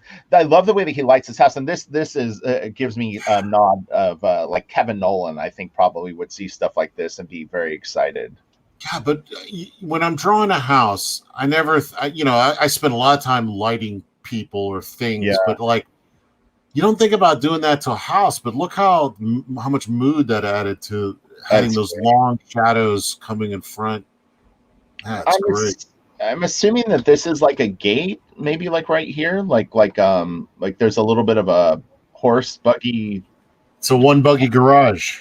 Yeah, it feels a little low. Like I almost feel like there needs to be a little bit more space. It would have been interesting too if he did this in the negative, meaning that it was black with white lines here. Would have looked super creepy. I mean, the rendering here doesn't really look like his to me. I mean, it almost looks like Rudy Nebris. Right, I can see that. I can see that. Oh, here's another Frankenstein. Oh, holy shit. I love this piece. Yeah. Drinking water from a river. Man, that's cool. Even as good as he is, there are times where he hits that magic, and the reflection in that water is insane. I mean, it's because with just lines, you could see where the light is coming through the trees. Yeah. Where it's high in the sky. I mean, it's brilliant. And then the bits of white foam, coming in that don't have any reflection, it creates this graphic quality to it. It's brilliant. I love this big round rock just sitting in the water too. Yeah, well, it has a way of kind of focusing somehow. Yeah, it's interesting too, because I think if I was to draw a piece like this, I would really feel compelled to make the water look like it would be interacting more with the rock, like it would be kind of hitting it, or maybe there would be some. For sure. But you know what it is? He's funneling the shaft of light from the sky. That's like the reason he's got the rock there, because otherwise that area would be a lot wider. Right. And I think he's trying to focus that little shaft of light close to the guy, maybe, or Frankenstein there. God, man. Like I said, I wasn't really like mentally prepared to like see this stuff today. This is inspiring me. Yeah, I know his trees and stuff, and they're gnarly, and see how they go with the flow of his body there in the water too. I love the way that he rendered the guy's clothes too, with just like line work. There's some folds, but it's a lot of depth though. Look at like he created a value to the material just by putting the one single line that goes across the forms. It's really, really great. And then he left the skin open, you see here, so that it pops. This is really good for me because I tend to like choke off my stuff, and it all just looks like, when you look at it from far away, it's just like a whole bunch of, black and line art and stuff. But this is straight black and white line art, and look how much value is in this. Yeah. It was interesting. Yesterday I was kind of getting mad at myself, and I started beating myself up pretty good, like artistically. And it made me very competitive. I get very competitive with myself, though. It's not like an active thing. And I was like, man, I'm like, you better fucking bring it for Black. I'm like, you cannot fuck around with this. Like, this has to be the best shit that you can do. And really, I was really fired up. But this is actually making me more sort of like, I get that fighter spirit where I'm like, fucking destroy the pages. So good. This looks like just water. And this has a little, there's the piece that Frazetta did that has this orange, it's a back of like a big kind of goblin looking character, and Frank did something very similar to this. I love the palette of the 70s, where all these guys were doing very muted earth tones. You even see it in movies. There wasn't a whole lot of lighting. Stuff tend to be a lot more flat. And I have none of that. Everything I do looks like a bag of Skittles, and I'd love to get into something like this, maybe do some horror or something and try to emulate that tone. But the thing is you can, that's the thing, Kelsey, is that's exciting to me to see you try something like that. You know what I mean? Like you can do Skittles, and then you could do something more washed out, or I think it'd be fun to try, because it's a challenge. Because I mean, it's a lot harder than it looks without everything just looking brown. Yeah, this is again a scan off the original art. So the heritage scans are just more than generous. It's absolutely incredible what they offer online. It's you go to like Christie's doesn't really do this. They're pretty chintzy with the scans, which is, I always find that very weird, where it's like I'll go to an art dealer's site and they're selling a cover for like $30,000, and they give you a scan that's like the side of a trading card. And I'm thinking, like, you've got the art, you want to sell the piece, like share a big scan. And I know that they'll send big scans to collectors, but I that kind of irks me when they want top dollar for original art, and yet they won't show you what you're purchasing. Joshua Barber asks Richard Friend, was that a limitation of the printing tech or a style choice? I wonder, what are you referring to, Joshua? Do you know the colors? Maybe color. Yeah, I think it was just an aesthetic that Wrightson liked. He came up on Frank Frazetta, Tarzan covers and stuff like that, where they use those really kind of muted, low saturation palettes a lot of the times. And Michael Hink says, as Blaster Kid is Cyberpunk, do a deep dive on Masamune. I think he's talking about Shiro. Right. Of course. That line art is especially, if we do the early stuff where he was doing pen and ink stuff before he got so digital. Right.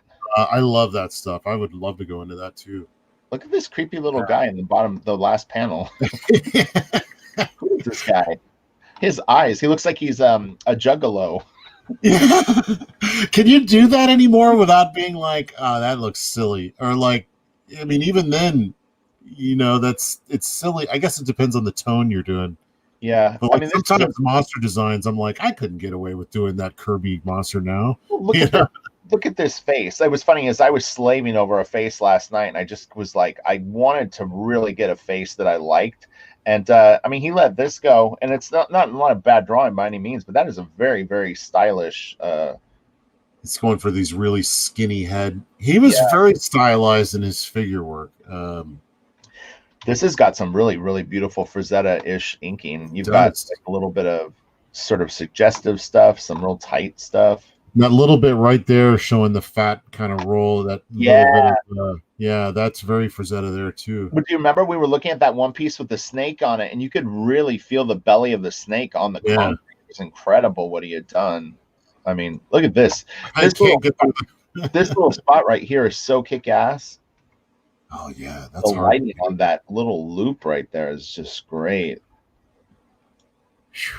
Man, let me look at it. Yeah, the 70s colors. It could have been a bit technology because I know, like in film, when you look at like old movies, they had the uh, I forget what they call that, something color. But it didn't have any yellow or something, or so when you look at it, it's very red and green and blue, and like they didn't have a lot of yellow RGB, red, green, blue.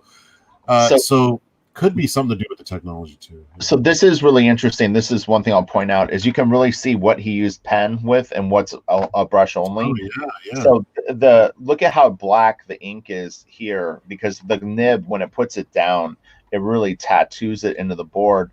And yet this whole character was for sure done with brush. This line Yeah.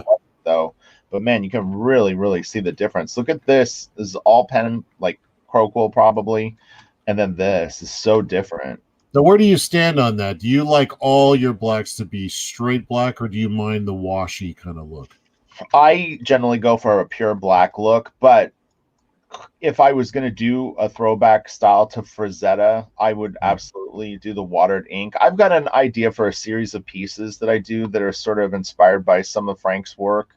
Not literally, but I mean, it's like obviously that's where the idea came from. But yeah, for those I would do something like this. But you know, I for Blaster Kid, no, they're going to be pure blacks. I'm going to use some splatter, but yeah, no washy inks. I don't think. Hans Roger asked if did he do any ink wash pieces. I'm sure he did. I mean, this is bordering on ink wash at time. This is very, very diluted black ink.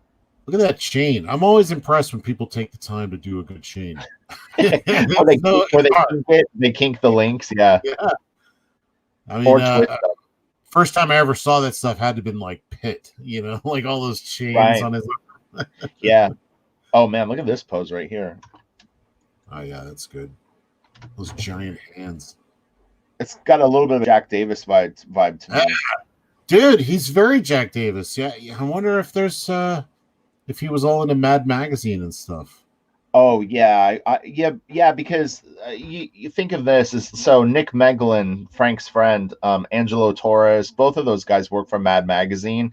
And if Wrightson was a fan of the Fleagle stuff, a lot of those guys were doing stuff for Mad. Even Frank was doing stuff for Mad, you know.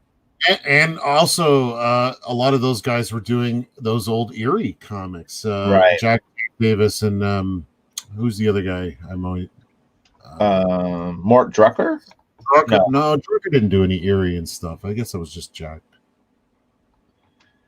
Yeah, look at that. I love that shadow cutting across that body. That is like one of my favorite things ever. Is when lightning like cuts off, you know, something like that. It's just so fun. Does lighting wise, does that make sense? Not that it matters, but my point being is like, is this room set up where he would have a huge cast shadow right there, or is that more of a stylistic choice? Because the windows. Yeah, I'm not sure. I'm not sure that's the right angle or not, or if there was like the light would have to be low on the ground, I guess, or there'd have to be something high. I don't know, but like yeah, up here. Hitting. But he's going at this moment. At this moment, the intensity is ratcheting up, so he's going all Castle Cagliostro or whatever. You know, or not Cagliostro. What am I thinking of? Cabinet of Dr. Caligari or whatever. Right. Where it's all stylized, and it doesn't really matter at that point. Everything is heightened. Yeah, this is nice. This guy's ready to smash this dude with like a mace. Wow, he hit his hip or something. Oh, that hurts worse than a headshot because I'm like, oh, my hip. Yeah, right. Oh my gosh. He's saying my leg sob. I guess he hit his thigh. Hit him in the leg. Oh man. Shattered the femur. Oh, look at this. Wow. Oh, that's great. So these are all from one story, but this really does have quite a bit of a like this even has a Eisner feeling to me. I was just thinking that. Yeah, Eisner was really good at doing these proscenium kind of like stage setups. I was looking at something that Eisner did just a few days ago, and there was a scene like this with the spirit sort of sitting, and I don't know what the sort of kid is in the spirit book called, what his name is, but they were kind of fighting thugs. But man, this is incredible. God dang. It's so beautiful. People, Antoine says, people don't use those goofy poses very often. Oh, right. I could see that. But it's so great at giving a lot of like movement and I mean, I don't know, goofy. I guess that's the whole trick. Is like for something like this, it's great because it's it's very animated. But like if you're doing a pose like that on your superhero, they better be like stumbling and falling on their ass because like you can't really make them look dramatic and cool. This guy right here reminds me a little bit of Peter Cushing. Oh yeah. Or again, he probably had like Hammer films running on his TV. Like, there was the one actor that was on Space 1999. I think he was like the captain. He sort of has eyes like this. Oh, this brings up my one of my things about old school art. I was just thinking he probably had Hammer films on his TV all the time, but this is before VHS even. Right. Well, Beta, you have to understand, Beta came out like the late 70s, I think. I had a Beta. I had a Beta, but it wasn't, they didn't have a whole lot. They certainly wouldn't have had Hammer horror films on Beta. This is a beautiful little drawing right here, this guy. He was probably picking up magazines and like a lot of guys back then. Like, how do you, like when you look at all those Western comics of the old days, how in the hell did they draw horses so well? I said that in a recent video where it was like, you really, if you were doing books at a certain era, boy, if you didn't know how to draw horses, you were done. But in my era, it really every TV show in that time period was a Western. But yeah, this is incredible too. Look at this panel right here, panel 2. That's great scene setting there with that statue. It's incredible. Wow. See, this is really great a use of environment to capitalize on the mood of the scene, you know. It's oh, go ahead. Well, it's claustrophobic, like that third panel. Everything is just closing in around them, and they're just tight. This little spot. It reminds me of, there's a scene in what was the movie that Mignola did the designs for? Was it Atlantis? Yeah, Atlantis and Bram Stoker's Dracula. Yeah, in Atlantis, there's a scene in a living room, and it's kind of a tight shot like that.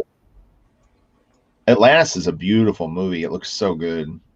Yeah, so it's great. I actually like that quite a bit. Look at this. This is great right here. Had that Dutch angle. Yeah, really nice. God dang. I didn't realize this guy was like shorter. It's funny. It's like the Igor. Oh, yeah, I guess. Okay. I was thinking this panel right here, man, this is money. So have you seen these pages before? No, I have not. See, no, you came in all tough guy. You're like, I'm pretty sure I've seen just about every Wrightson. I feel like I have, but there's a lot of story work apparently I haven't seen. I just oh, look, here's our little buddy. What the? You must like that guy. I'm trying to figure. It reminds me of, and there was a Bugs Bunny cartoon that had a creepy thing like this. I would love to do Chuck Jones. Oh, that would be great. I love Chuck Jones. I have a really nice Chuck Jones book. There was a Chuck Jones gallery about a block from Wildstorm the first few years that I was there. It ended up closing down, but yeah, about a half a block from Wildstorm, there was a Chuck Jones official gallery. I've actually drawn a lot of influence from Chuck Jones about like the way he does the curls up the smile, you know, and he creates this kind of like evil grin. Yeah. Some of his shape language is just outstanding. I mean, he's so good. So I saw this piece in person. You'll see photos of this coming up, but yeah, this is one of those pieces I'm talking about. The color, like it doesn't look like watercolor. It looks like it might be colored inks or something. What did you get a good look at it close up? I was probably for this piece 3 feet away, 4 feet away. I can't tell. I'm horrible with that stuff. I would only be guessing. It could be dyes. Well, because the watercolor, you can do this with watercolor, but you rarely see anybody get that vibrant, right? With watercolor. So, and plus you can see kind of the streaks in which makes me think inks. Michael Kaluta Michael Kaluta is another guy that I would love to talk to. He seems so nice in the Frazetta documentary, and he's so enthusiastic about talking about art. He's incredible at like design and color. It'd be great to see how they influenced, each other in that regard, because I can see bits of Kaluta in Wrightson's stuff as well. So this is a Twisted Tales cover for Pacific Comics again, man.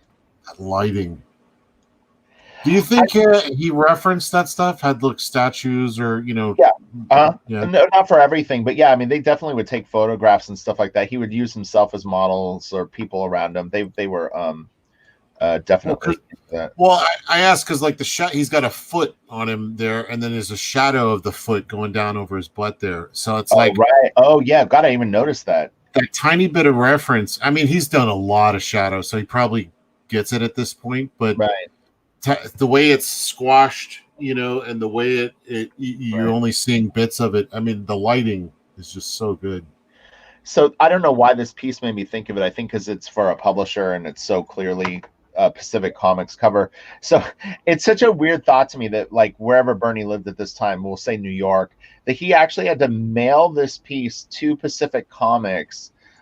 They had to photograph it, I guess, get it colored, publish it, and then at some point you sort of cross your fingers that you're going to get these masterpiece pieces back to you. Yeah.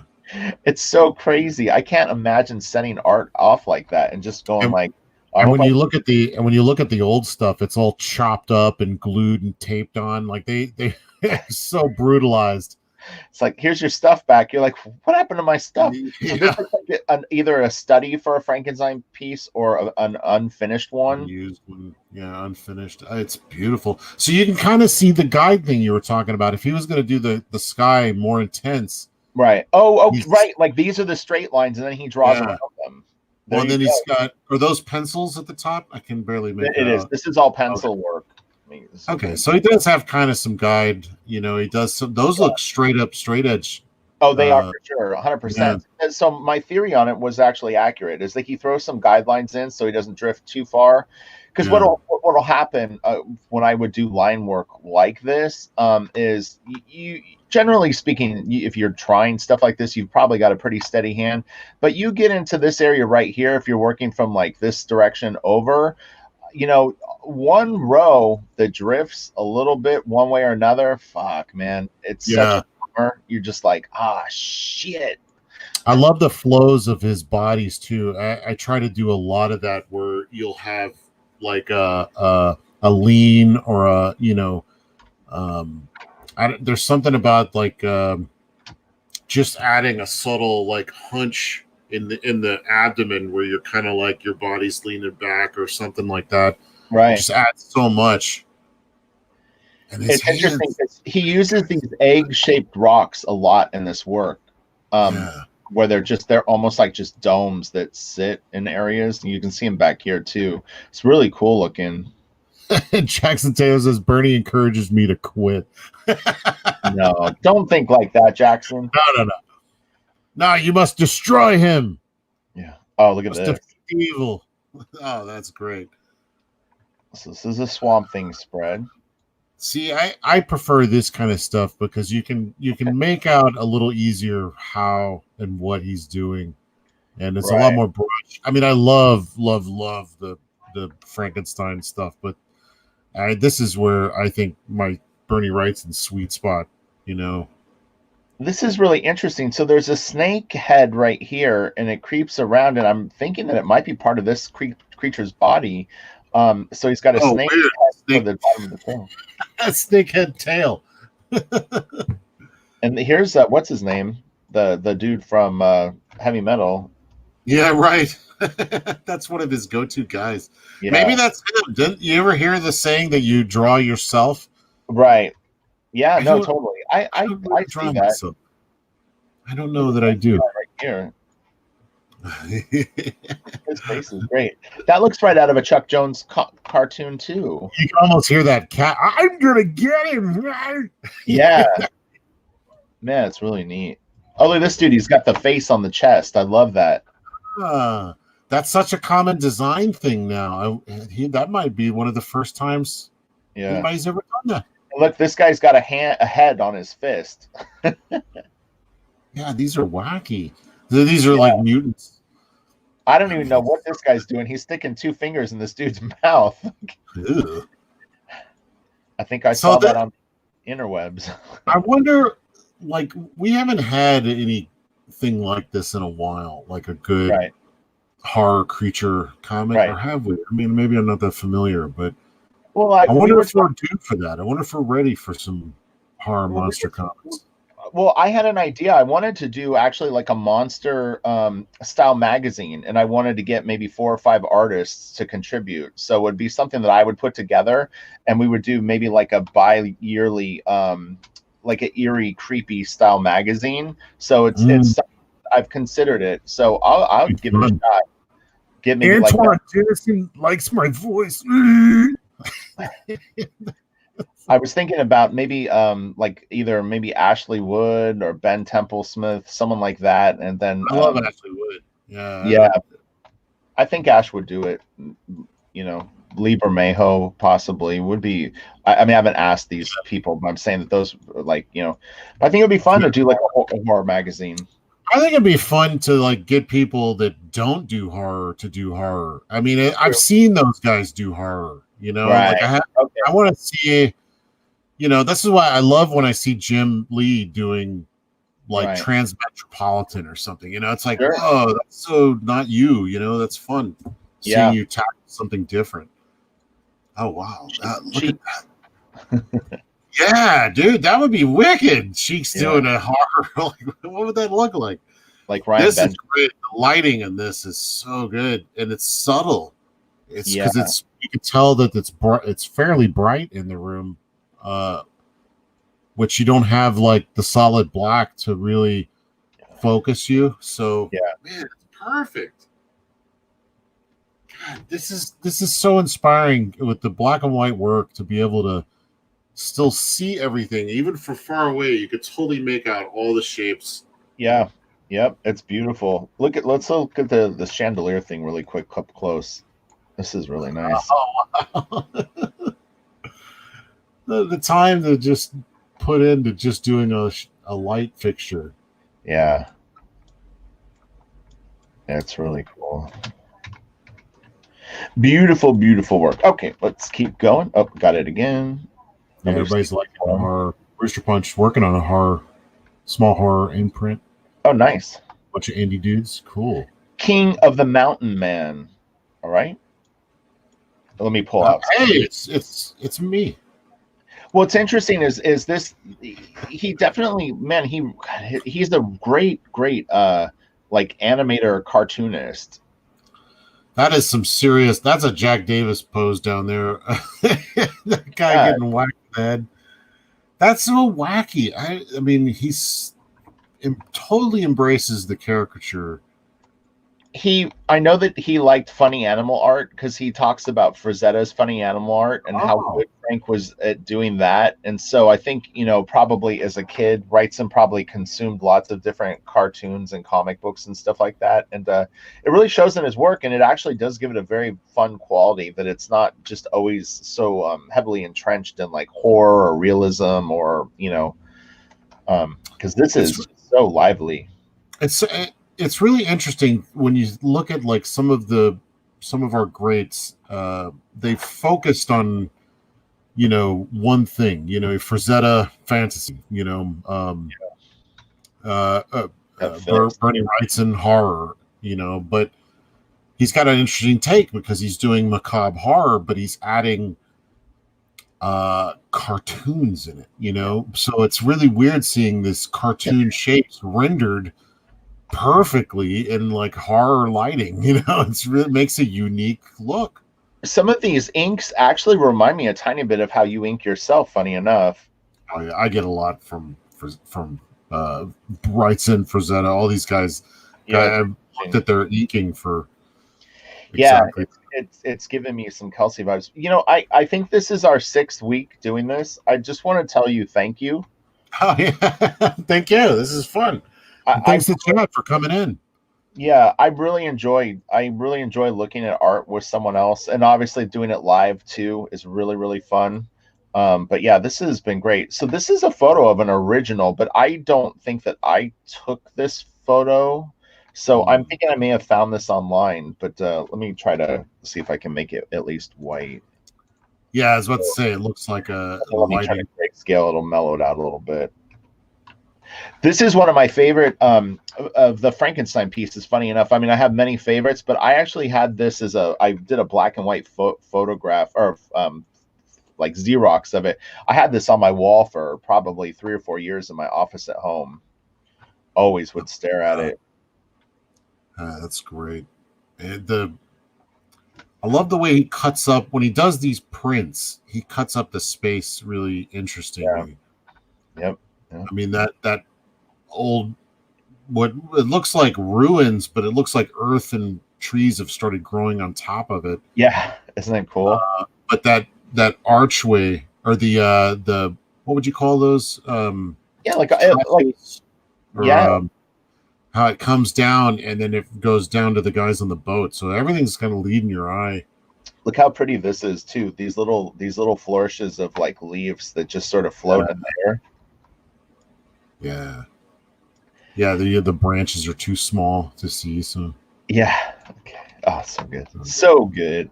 Oh, look at this. Just black and white. It keeps tripping me out because you got to keep reminding yourself these are just black lines on white paper.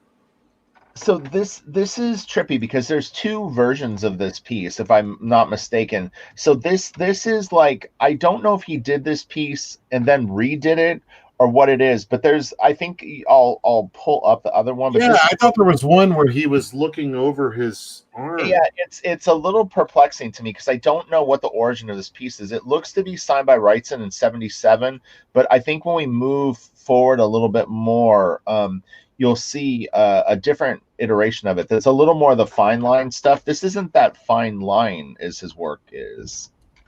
Peter Palmiotti says, Bernie was my main influence at the start of my career. A huge help for inspiring inker.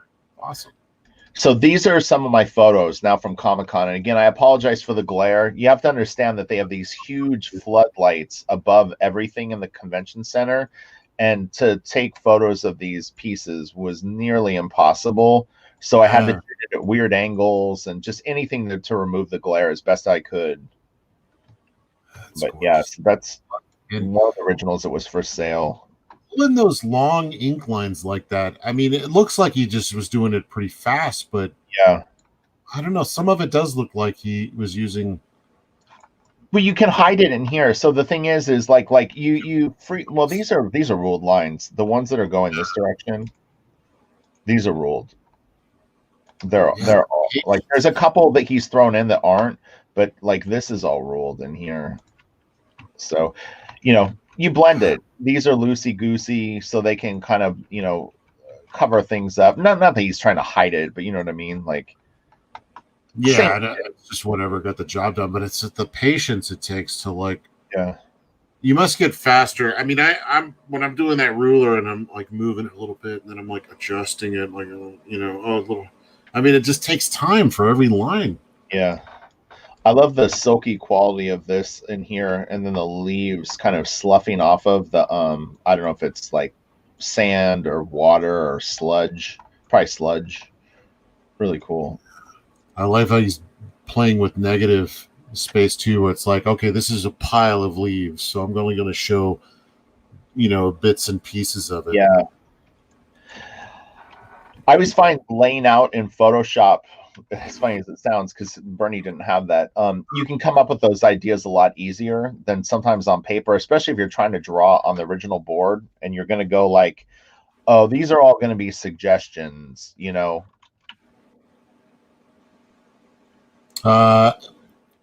Leg kick ones says Richard, a friend of mine, Justin Hunt, drew a cover for Elysian Fields. He's from Jersey and was a neighbor to Frazetta.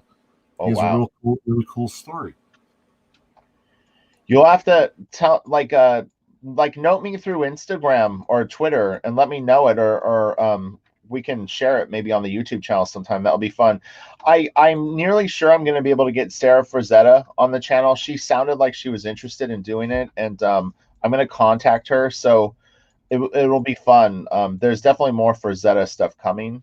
So, I'm gonna read a few of these. Rouse Place Aardvark Comics did a comic that looks like him, Bernie's Mountains, and was called Journey, I believe. Aardvark. I know that the Aardvark. Speaking of, Cerebus, the back that has a lot of Bernie in that whole time period. Conan and stuff, but the way those guys inked and did the backgrounds had a lot of this kind of thing too. My friend James Smith, he's probably watching the video. He loves Cerebus and turned me onto it. John Layman too. I worked with John Layman over at Wildstorm, and John Layman was a huge. Oh, this is Jeff Jones. Sorry. We need to do a Jeffrey Catherine Jones episode. Sure. I just love it. Love the work, and especially the ink work. I collected a lot of the heavy metals that had those little stories that he would do in there. We can do Jeff next week. Okay. Like Kick Once and say, Richard Kelsey, have you ever thought of covering Michael Golden, McFarlane, Plug, or Gene Colan? Of course, we'll get to him. Yeah. I've got a few McFarlane videos already up, and I've got quite a few Michael Golden videos already up. So this is the original of this board, and I saw it in person, which was very exciting to me. I've described it as meeting a celebrity. When you see these pieces in person, it makes you kind of nervous and excited, and you really can't believe that you're standing in front of the actual piece of art that you've looked at in a book or online or drooled over. So yeah, have reprints. It's just surreal. You can really see a face right here.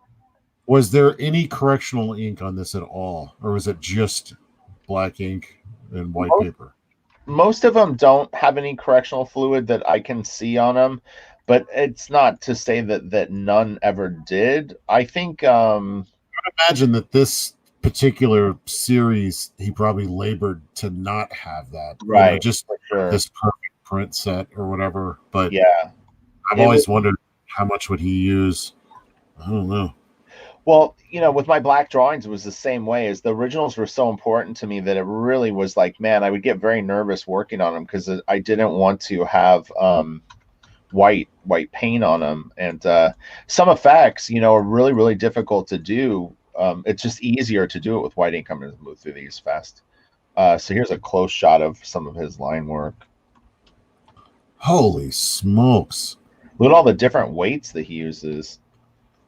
This is someone that's not in a hurry for this. This is a labor of love.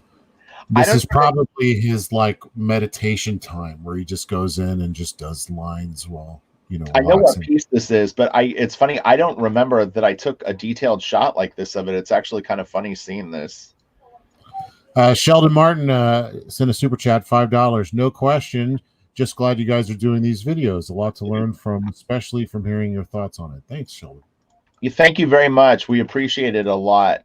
I'm not sure if I don't think any more super chats have come through. If I missed any, we'll try to look for them at the end. I'll check at the end just to make sure. So this is the upper portion of this piece. And you can see he puts a little bit of the quote here. This looks to be maybe plate 17 or 10. I'm not sure which. God, those clouds are sick. I mean, they just in the far, far background where they get, yeah, look at that. On the other side too, you can almost see the wind kind of blowing. But look at the it's so pretty, so stylish. Yeah, that's a weird choice to do those. How it's fading into black with just the lines. It's a very graphic kind of choice. So here to answer your question, sometimes these are done with white paint. Not always, but I definitely have seen areas of this where he did it with white. You wouldn't necessarily need to do it down here. These would be easy to just outline and do it. Sometimes when you get into these areas, it can be a little more tricky. You can still do it though, for sure. But if you miss one, then you do have to kind of go with white and sort of hit it. And even in here, like this area right here, I'm not saying that he did. I don't see any, but you know what I mean? You may want to go in with white and just hit a little, something like that. I love the dude's face right there. It's so simple, but it's almost anime. Yeah. the guy. The skull's cool too. Both the faces there. Yeah. That's really, really kick-ass. Yeah. He's a very handsome. He's got like very cool, like kind of handsome hair. It's a handsome skull, man. Yeah, he's hair's like, hard. he's like, since you've been gone, I've been modeling in the Antarctic. Yeah. Wow. This this has like a manga feel. Like, you're not even kidding. It reminds me of like not Death Note, but I don't know, what am I thinking of? What's the real, like, the pen pineapple apple pen character?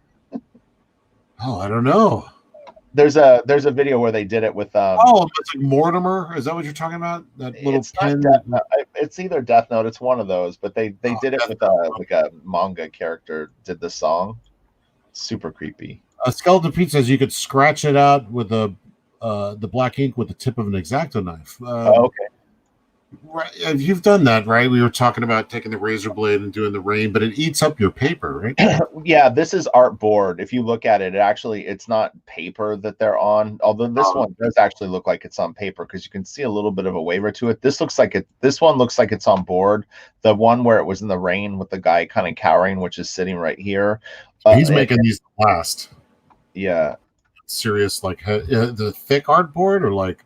Yeah, like it's almost like the crescent board, I think you call it. Oh yeah.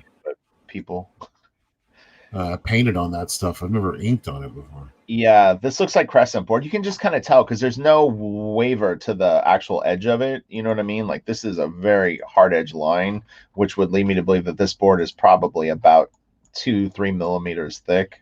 Gosh, if you were to use our typical board and you inked like this, it would definitely kind of warp it a bit. So. Look at this. Close-up shot of that piece that we were admiring. Or no, this is a different one. Wow, that's so powerful. I mean, it's gorgeous. I mean, I'm looking at this going 5 years. Could I have done all these in 5 years? I don't know. From what I understand, it was 60 pieces, but my guess is that there probably was more like 75 or maybe close to 80 all total that were attempted. 60 and all the sketch work too. I mean, there was a mountain of work you didn't even see in this. Unfinished pieces, unpublished stuff, sketches. You figure maybe he was doing one every month ish, something around there, maybe a little over. Yeah, maybe. Still, it seems like well, yeah, I guess 5 years. I mean, that is a good haul. It's still impressive. I mean, it makes me want to like have a side project that I just tinker on a little every day, that I put this level of work into, just so that at the end of it all, there's like this masterwork that I'm like very proud of. I feel very well. What's interesting here is, look, so there's overthrown lines, and he fought the temptation to go in and like white this stuff out. So there's kind of part of our answer there. But that's good. I like seeing that kind of stuff. Yeah, I really I feel so lucky that I took these photos. I didn't really I remember showing them one time online and being a little disappointed in what I had, but these are nice. I mean, I've never seen a scan ever online that's this close to one of these pieces. Yeah, you've gotten the detail, because like zooming into like all that flower and stuff, and then the hair. Oh yeah, so intricate. Like everything. The hand. His hands are the best hands, man, in the business. He's got all the. He does this, like when you bend the finger. Where is it? This little bit of fat right here around the edge of the crease. So right. I can't even get it in frame. Where is it? See how the fat kind of pinches up around the edge of the knuckle? I can't even get a shot of it. You get the idea. But he's got that right there. Like he's doing that little bit of fat kind of pinching up as the hand is bending. And that's something that, like, I don't know. When you're drawing it with just lines, it seems like you're drawing too many lines, but right.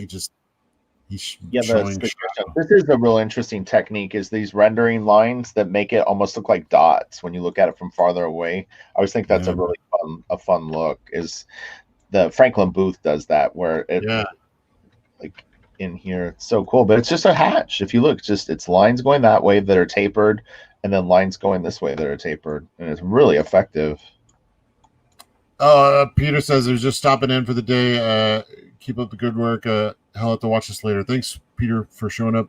Brain Game says it sucks that money is an issue and artists have to sell amazing pieces just to make ends meet. The stuff should be in a museum. Yeah, back in the day, they used to have. Well, I mean, Patreon is really fascinating to me because that's how artists used to get things done back in the day. Is they would have a rich patron move them into their house just to paint paintings for their families for a while. Yeah. So this is a very, very kick-ass Frankenstein piece. Good God. Lighting on this is so crazy. It makes me want to mess with more value, but it's a lot more mark making, and if you got the time for that. But the creating value in black and white, I think, is a real fun challenge for an artist. Sucks that it's got that glare on it, but it did the best I could. So the estimate on this was 20 to 30,000 for this piece. That's a very Jack Davis piece too. Like you could see like that cartoony quality of it. Yeah. Classic Frankenstein. Oh, the glare kills me. It's so weird how some artists really get fixated on their thing, like Art Adams having a Godzilla fetish, and then Bernie obviously was obsessed with Frankenstein. And so many artists have their thing that they just hook onto and never let go of. Do you have one of those things? Do you have I was trying to think if I did. I think mine would be Giger's work.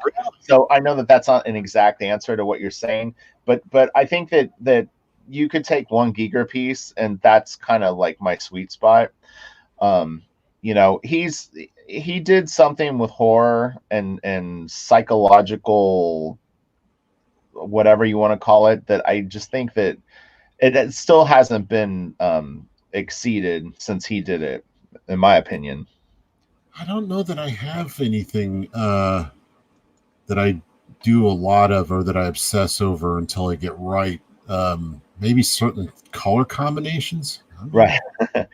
It's interesting. So Bernie at one point would only sign his name. Well, not like only, but he's spelled it Berni.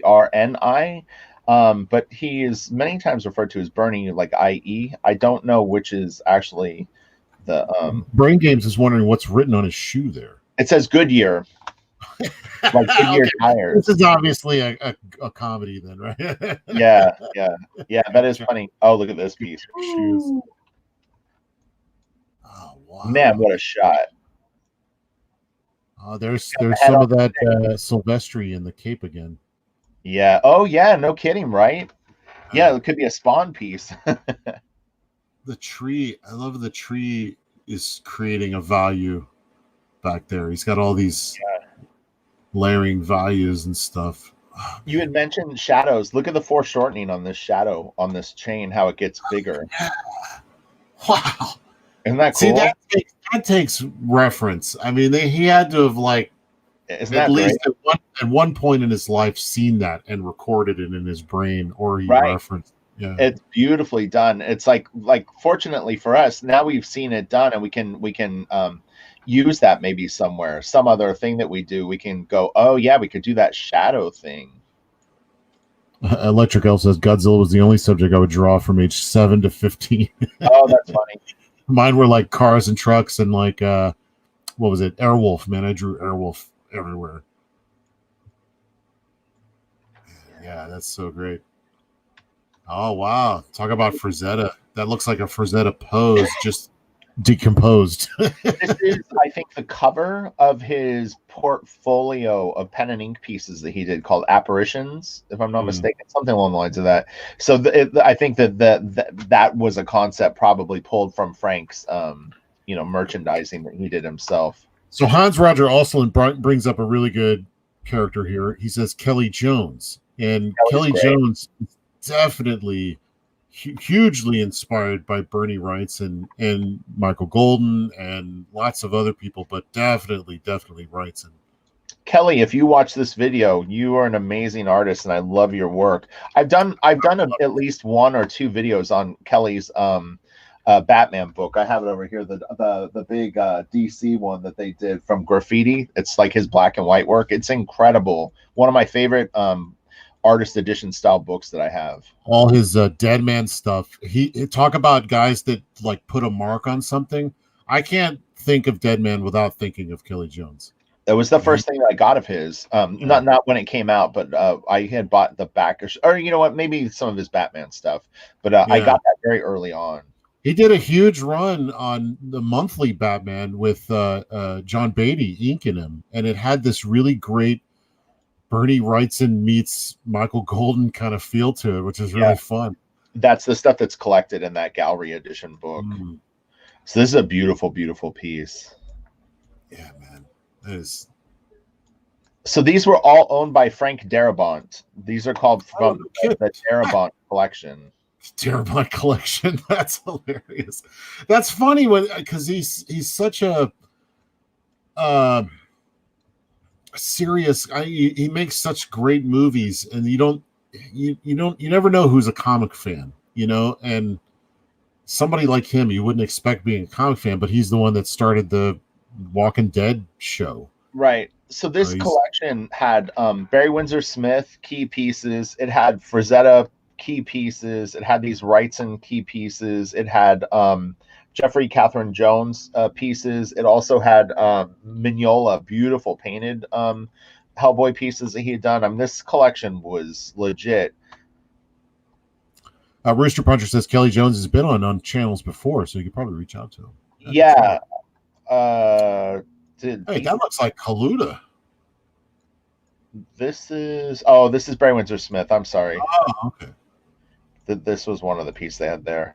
It's interesting because Barry, has lots of paste ups and stuff in his work. Yeah, that's weird. I'm in the. There's part of me that's like, I'm in it for the print, but I also would love to have someone that could take a piece of mine and frame it and not have all these paste ups and stuff. So I do want to take some care in it too. This is such a kick-ass piece, though. Good God, I love all the lettering on it. Man, it's fantastic. Just the top part with the horse. I know. This guy is at such an awesome pose. If I open another shot of it, you have to see this. The writer on this. This one is it clear? Let's see if we can see him better. He's reeling back like he's about to he's got this pike. It's really cool. Brain Game says paste stubs. No, paste stubs. Paste is where you cutting out. It's like he didn't draw it right, or he did. He thought about it as an afterthought, and then drew it on a separate piece and pasted it on there. So here's obviously white paint on this, but now if he had worked this out in pencil, he could have drawn around this, meaning just outline these shapes and that would have been in white. So I don't know that I mind that. That effect, because what's his name? A French artist, Olivier Vatine. He'll use it as a technique where he'll have the folds and the wrinkles of the pants, and then he'll do lines going across it instead of just doing straight black, and then he'll cut the highlights from the wrinkles in the pants back across those lines, so it creates this depth to it. And that's something you could probably achieve if you're inking very slowly and methodically, but you could just do the white, and it's an easy technique to create a lot of interest. But it just depends on your feeling about having correctional fluid on your art. So I use Holbein acrylic white paint or acrylic white ink. It's fantastic white ink. I don't really have a problem with it. To me, it's no different than putting black down. My black drawings I kind of have a different rule book for, but it's kind of like those are my Frankenstein pieces in a way. So so any art like this, I think white, black, put it on. I figure it's like a painting. I mean, it should be whatever gets the job done. I guess I think the big problem is that the paper fades or turns brown and the white doesn't, so it really stands out later in life. Look at this. So this is the frontispiece for Frankenstein, but dude, this is just a corner, like a tiny corner of this big piece. But look at this candle, it's a guy crouching, holding the candle up. And even the candle alone looks like several candles just melted one on top of another. It just keeps putting new candles there. It's this blob of wax. Like this twisty beaker glass that goes in here. It's so cool. Yeah, just the leaves alone. I have zero patience. I love leaves and stuff, but I have zero. I just crop them out. But he's intricately drawing every leaf. Oh yeah, look at this. Frankenstein or the modern Prometheus. That's interesting because it's they sort of ran with that for the Alien movie. Prometheus. This is cool. This may have been one of the pieces that he did early on, like he might have done this as a frontispiece early on and then went back and did a new version of it. There's a skull up here. Pretty badass. I talk about my forehead cam. Here you go. Oh, here you can kind of see a little bit better. So up here, there's a skull in the leaves. God, that lettering. That's another thing I want to get into. It's beautiful. Hand lettering stuff, and that's gorgeous. I mean, Barry Windsor Smith was great at it too. So here's the deal, though. It looked to me like Barry somehow had access to. It could have been like the Electrotone stuff or whatever. So they may have used stuff like that to sort of set these things up. Oh, this is a crazy piece. It almost feels upside down. That just the reflections. Yeah. So here's the reflection, so we can soak in that part. So these are all the guys checking out what's going on here in the scene, and then I'll flip it back around. What's interesting is that light off to the side. That's not the light directly hitting them. That's the light reflecting on top of the water. Oh, right. But it's higher in the sky, hitting or it's probably moonlight. Yeah. Oh, wow. Good call. Yeah, I bet you're right. But you see the rest of the reflection at the bottom of the page is the light coming through the silhouette of the trees. So you see that's very very observant of him to. That's crazy. I mean, it's hard to me. It looks like that, but it could easily be mistaken as like a bright light source back there. But sure, I'm sure if this was colored, that would be a really neat experiment. Is for someone to color these liquid. No, I'm kidding. Marte Gracia. Right. Yeah, who knows? So this is the piece. So this is okay. It was, yeah. So I don't know if the other one was one that he redid. Let's see if there's a date on this one. No, well, there's his signature down here, but yeah, I don't know. I don't know what the deal is with that other piece. The technique on the hay does look similar. This is much tighter and nicely done. Well, the figure is bigger, and the other one, the environment was kind of like oppressing this smaller figure. And this one, he's taken much more emphasis on the drama and the figure. The light coming through here is so beautiful. Yeah. Again, you think he had reference with the light slats, or just kind of figured, because like you can even see where his shadow cuts across the line. It wouldn't surprise me if he at least got into this pose for the piece, because a crouch pose like this can be very, very difficult. I have seen photos that he's taken for reference a couple times, so he might have done that.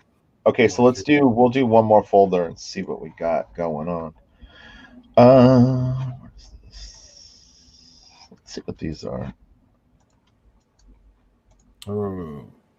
Rooster Punchers, how do I get you dudes to come on my channel sometime? I just ask Richard. Antoine Dennison, if someone ever colored these, they would have to have some serious self-control, maybe incorporate some line holds. Yeah, definitely. I think you can go overboard real quick. The idea would be to like let him do most of the heavy lifting and just accent it, just follow what he did. I have no idea what this folder is. Oh, okay. When I name files like A, that usually means that they're off of Heritage. I used to rename the files horribly, so this will be fun. We'll move through some of this a little quick, and then others we can take our time with, because it's 12. It's already 12 o'clock, so we've gone very long. But yeah, it's 2 hours. You want to go 15 more 15 more minutes. Yeah, we could do that. Okay, we'll go to 12:30. So this is Captain Stern. 30. What's that? 15 means 30, but yeah. Yeah, just let me know when it's 12:30 and we'll stop. Because I really do have to get to work too. We can always come back to Bernie. So this is Captain Stern. Stern. Uh-oh. There you are. We were losing you for a second. Okay. That's funny. This is kind of Michael Golden-ish. Yeah. Yeah. Have you seen this page before? I probably have. I don't think I've seen it in black and white, which is probably why it's tripping me out. Is this a double pager? It looks like just one big sheet of art, unless they cleaned up the gutter. Yeah, I'm just wondering how it showed up in print, like as a just part of a. Yeah, probably as a spread. It looks like he did it on one board. Dinosaurs are fun to draw. I actually really like drawing T-Rexes and stuff, and nobody gets the face right. They don't? I've gotten really good at drawing the T-Rex face. Oh, how funny is this? Look. Running out of time. Now? So this is the Captain Stern stuff. Oh yeah, I'm not sure I've seen this. This is not from the first story. I think they did a Captain Stern series, right? And I don't know if I've seen it. Look at all those stacks of paper. Yeah, there's so much detail. And there's a one folder says top secret, and then some of it looks like cash. Yeah. This is my special vault. It's funny because this character reminds me of something Howard Chaykin would draw. Yeah, like American flag or something. Oh, we should do a Chaykin. Oh, look at this early stuff. Pencil drawing. See, this looks like for movie design, like Virus, like I was saying, because all this movie design work looks like this. It's super well pencil art. Right, and he's drawing a little bit darker because it's never going to be anything that isn't pencil, Yeah. Okay. Here. Oh yeah. I am Ion's cat. Do you think Wrightson was influenced by Virgil Finlay? Yeah, I would think so to some extent. At least a fan. I'm sure I'm familiar with Virgil Finlay. He's like a stipple. Like a lot of his stuff looks like stipple. I think it's scratchboard. He's real good. Yeah, William Stout. Michael Hing also, speaking of dinosaurs, have a look at William Stout. He's a good one too, and I really like William. This is, what's that paper called that's got that weird chemical thing that you do? Or maybe this is wash. Duotone. Does this look like duotone? I can't get close. If you can get closer, maybe able to tell. It does have a duotone feel, though. It's not a real good scan of this one. I became obsessed with duotone because of Hilary Barta. Hilary Barta is another fantastic inker, and I love the guy. He might be listening too. He's great. But yeah, Hilary. He used to do duotone stuff that blew my mind. That's the first time I was like, what is this? How are they doing this? So here's a funny indicator of how good Bernie Wrightson was at drawing hands. This is the sketch page. So everything overall is it's all there. You can see it. He's got the lines and stuff like this. He does this shot, but look at this freaking hand. How nice this is drawn, just as like sort of like a roughing in. So good, man. It's like it's perfect, more defined than anything else on the page. It's like, that's what I'm saying. Like that guy loved drawing hands when that's the tightest thing on a sketch. I mean, I could do ears. Like, it's funny because I was whipping out an ear one day, and like they had a couple other artists in the room, and they were like, "Wait a minute! You're doing ear lessons? What is this?" And I'm like, "It's just this and this and this." And they're like, "Do that slower." And so there's always something you can do that everybody else struggles with. This almost has like a Finch feel to me. Like I know it's just incidental, but when Finch inks himself, he gets a little bit of this sort of vibe going on. This is really cool. I really love him inking himself, so I hope he keeps doing that. Yeah, David's work is looking great. I totally agree. I love everything he's been up to. I like I love Jim Lee inking himself too, even though I love Scott Williams, but I wish Jim would do his own. Scott has said, I mean, look, Scott and Jim, it's like they're the match made in heaven, but Scott really enjoys when Jim inks himself too. Like, he enjoys the look of it and thinks it looks real nice. He's even said that he'll study it at times, like for particular things, so we're all fans. It's, Yeah, I would love to see Scott ink some other people too. I've seen him ink people occasionally, and it's always really fun. He did Eric Larson back in the day. It was either Punisher or Scott. I think one issue. It's really. He's done some Pit stuff, and I think he's inked Silvestri. Yeah, he's done a lot of guys. This is one of my favorite pieces of all time. Yeah, just the room full of stuff.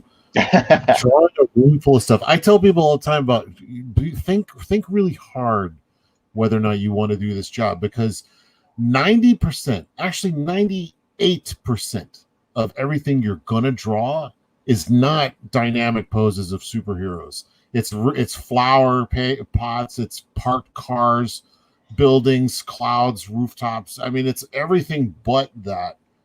And then that tiny 5% maybe is dynamic shots of superheroes. If you want to learn how to draw ellipses and cylinders in perspective, you do one piece like this. I'll tell you what, it'll whip your ass into shape real fast. You'll know how to right on a room full of stuff is tough too, and he's got shadows hidden everywhere. It's just perfect. Yeah, he controlled the values actually really, really great on this, because it doesn't feel junky. Mm-hmm. In fact, it's a little disturbing how well done it is, because look at how much more line work he did back here to put these into a light shadow area, as opposed to these in the foreground that have more white edges. Do you see there's more white on these pieces? That is pretty psycho that he was able to work that out in his mind and be able to control it so well. This is what makes me, I mean, he had to have done some basic value studies, sure, or like you say, just did these thought experiments, or as he's sketching, he's like, oh yeah, a little light, more light here, that kind of thing. Yeah, how much planning went into this? Yikes. Yeah, exactly. I mean, I don't know. I mean, we've seen sketches and some of his pencils, but I don't know, man. Like I said, I think people that would know would be Michael Kaluta, who he's been on my wish list to talk to since I saw the Frazetta documentary. He just seems like the nicest guy on the planet, and he loves art and he loves talking about art. And boy, I bet in the right circumstances, he could tell stories that would blow all of our minds. So that might be fun. I mean, it's real tempting to get Kaluta on here and just talk about Kaluta, because he's amazing and he's got such a body of work. But artists like me, you get me excited wanting to talk about someone else, not me. So it'd be really interesting to get Kaluta and talk about Bernie Wrightson. Right. Yeah, just let the conversation kind of go where it may. I would be curious of what he's up to right now. What Kaluta is he working on? So this is beautiful. God, look at the lighting on that. I love this composition too, because he's using the top third of the page to tell the story, but there's this negative space, but he's got the coats and stuff like down in the bottom part of the page. Yeah. Oh my gosh. But use of that's a rule of thirds shot right there. He's got the top third is where all your action is. Like he's got these stairs that are mixed in with this like meadowy clover or whatever it is. Like you said, the jacket sitting there. He's got a few little decanters with objects curiosities. You've got the beautiful grave with him standing in it, which is just so killer. And then this bench with this statue on it. What in the world? And this lantern that's lit. It is so good. My God. There's somebody in the background. I don't think I've ever noticed them. Yeah, it looks like it's maybe like another statue, unless it's like Jesus or like a saint or something. This is cool too. Fuck, man. Sorry, I'm trying not to curse in this. I want to be respectful. I'm working on my cursing. Yeah, well, I did a Comic-Con video over the summer, and I was like dropping F-bombs left and right, and it was very cringy for me to watch it back. I was super excited and trying to be fun, and it just came off kind of creepy and overblown. It's all right. Yeah, I say that for the Jack show. Right. This is again with the colors, man. I'm thinking everybody was talking about Doc Martin's color dyes and inks. Right. This very well could be the vibrancy of it, but it's really hard to use. I know it's a guy that turned into a wolf, but I just like the idea that there's a wolf somewhere out there that wears this outfit. Like with a flat cap and a yeah. He's like, all right, I'm gonna go find some stuff to do tonight. Pimp wolf. Yeah. Oh my gosh. Okay, what time is it? What do we got? We got a few more minutes? Yeah, you got a little more time. Oh, look at this, man. So nuts. He's got this is when he started getting really good with these colored dyes or whatever he's using. Like, I think this is where the palette started to really work for me.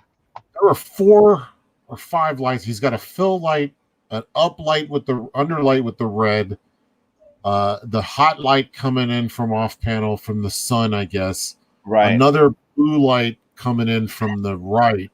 Yeah, I see it. 3 or 4 light sources on this sucker, man. That's impressive. He's got little wisps of like blue grass and stuff like that too. You see, like there's some blue grass, green grass. It's really kind of cool. Little like nod to Frazetta.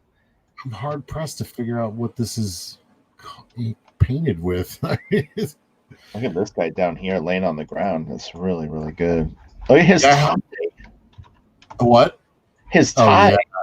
A bunch of. I hope you get to this one. One of my favorites. It's a colored piece. This is one of them. But oh my god, look at this! Jeez, Louise. I don't know if I've seen that one. This is another one I haven't seen. Told you so. This is great. Yeah, Rich's files go deep. I told you I'm a pack rat, dude. I have I think I don't even know, probably 30 terabytes worth of random shit. I'm nuts. Yeah, that spaceship back there. There's actual stuff going on. It's so beautiful. Light.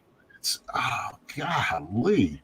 So this has, let's see, it's got kind of the white color, this sort of mauve-y peach, purple. Is it just 3 is it 3 sort of main shading tones? It looks like it. It's got the yellow kind of pops in it. Yeah, I think it'll be up for the windows, but yeah, man, that is really kick-ass. A little bit of blue creeping in on the top, or maybe it's just a dark. He must have inked the lines with a colored ink in that one. Yeah, because he's. I mean, that's something you do in Photoshop quite easily. You just grab colorize the lines with a a different layer or just grabbing the line art. But he had to actually think about that and ink it in a different ink. Right. So would that be would that be dyes then? Dyes would work in like a rapidograph? Yeah, I guess. Kaluta, get on here. We need some feedback. See what the heck we're talking about here. I'll see. I want to know more. But I've heard I know you can do. I've even messed with watercolor in a quill before, but right, it's really too loose. But some. Wow, look at this. Jeez Louise. This is Bernie. Wow. It's weird because it's got it feels a little like Barry Windsor Smith and a little like Jeff Jones, like all in one. Man. Yeah. And a little Kaluta too. Those guys. Well, they were all in the studios. Yeah. Well, it's just like Gaijin. You look at all the guys in Gaijin and they all have this certain stank, this certain funk that they all dance to the rhythm of, and I think that's what these guys did too. It is insane. They were all kind of inspired by similar stuff, and they were all inspiring each other and probably challenging each other. When you're working on an area like this is deep water, man. It's so time consuming and it's so abstract. Oh my gosh. Well, yeah, and it's like there's stuff going on in there. It's my instinct would be to black it out, but he's got the detail in the shadows. All of this too is just nuts. That's really, really cool. Gosh. Okay. Yeah, Antoine's like, I'm not sure why you guys don't think it's watercolor. It very well could be. It's just some of the vibrancy is really this is intense. Like drawing. Yeah, it almost feels like a Mignola sketch. He's super clean, and I'm wondering if you think he light boxes that, or if he just is just knows what he wants. I got that impression too on some of the other pieces. He could be artographing it also. Like it may not be a light box because of the thickness of the artboard that he would use. Yeah. He could do a little sketch and then art, do the. If you guys don't know what we're talking about, an artograph is this table that has a projector on top of it, which is basically just a light with a mirrored system where you can actually put your art in the top part, turn the light on, and it'll project it down onto the table. And you can actually raise or lower the light box at the top, and that'll grow your image. So this is how people used to take their little sketches and blow them up before having the ability to have a photocopier in their place. So this is Jeff Jones inking Wrightson. Oh wow! And it kind of looks like Jeff in the picture. It does. This is really incredible. Boy, I'll tell you what, like Jeff can really get a Frazetta look. I don't know how to say. It's interesting. Bernie in interviews would generally refer to him as he because he knew him as he. So it's tricky. Well, I just want to be respectful, but sure. So he probably the closest to getting Frazetta inking I've seen out of anybody. Yeah. She's one of my favorite artists. This is cool. This has a Plug feel. Like I know people were mentioning Plug earlier, and you can get a little bit of that Michael Golden vibe too. Oh yeah. Yeah, it's so good, man. So we'll do one more, and then I think we should probably wrap it up. Yeah, I'm getting texts like crazy. No worries. We'll end on this one. So this is Doctor Strange. I've never seen this before. I haven't either. God, it's so wacky, and the figure work's a little wacky, but it's such an impressive piece. It's almost like sometimes when this piece all kind of sings in that same voice. So the figure, it's like when you look at like a Paul Pope, and you're like, man, stuff's kind of wonky, but it's so in its own world. Yeah, much more than the Spider-Man where stuff looked like it was rushed. This looks like it's, like intentional. Yeah, the weirdness of it because it is Doctor Strange. It seems like he kind of shifts mental gears when he starts drawing superhero stuff, and it kind of takes him to a different place. That's kind of my problem with a lot of like when you see Europeans do, which I'm always like, oh, I'd love to see them do like a superhero book or American kind of thing. And they always shift gears mentally and they try to do something that they think we'd like. And I'm like, no. What we'd like is the way you would do it, in that European style that you do. So this is, I think, the frontest piece that he ended up redoing. And so this is the alternate version of the one that we were looking at before with the God, it looks like the leaves coming down and stuff. Carved out of stone, like this is a headstone, intricately carved headstone.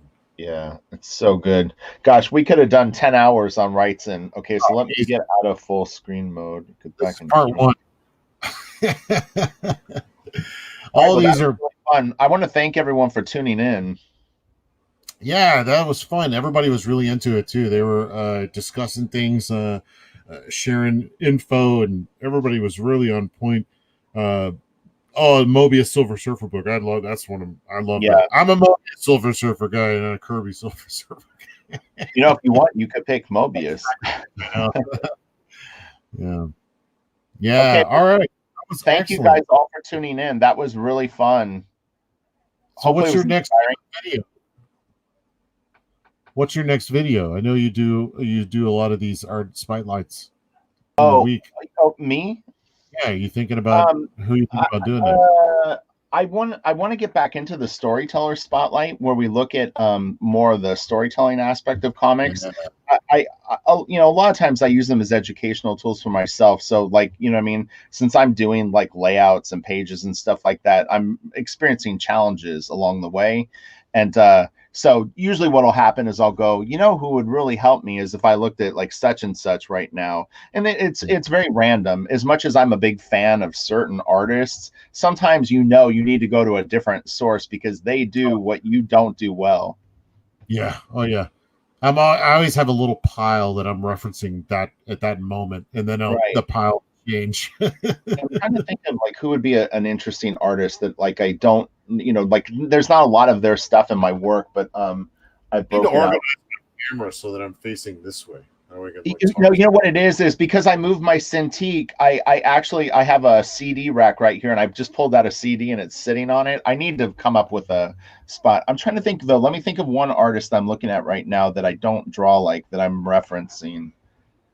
I'm working on a fun intro for this too, so they'll have like some kind of little thing that shows lots of art with some like rock music or something. I'm going to do something fun for us. So yeah, no, I know. I was telling you, I always have songs that are copywritten material that I go, oh man, that would be so funny. But I was going to ask you if you had any of your old tunes, maybe some rock. I do.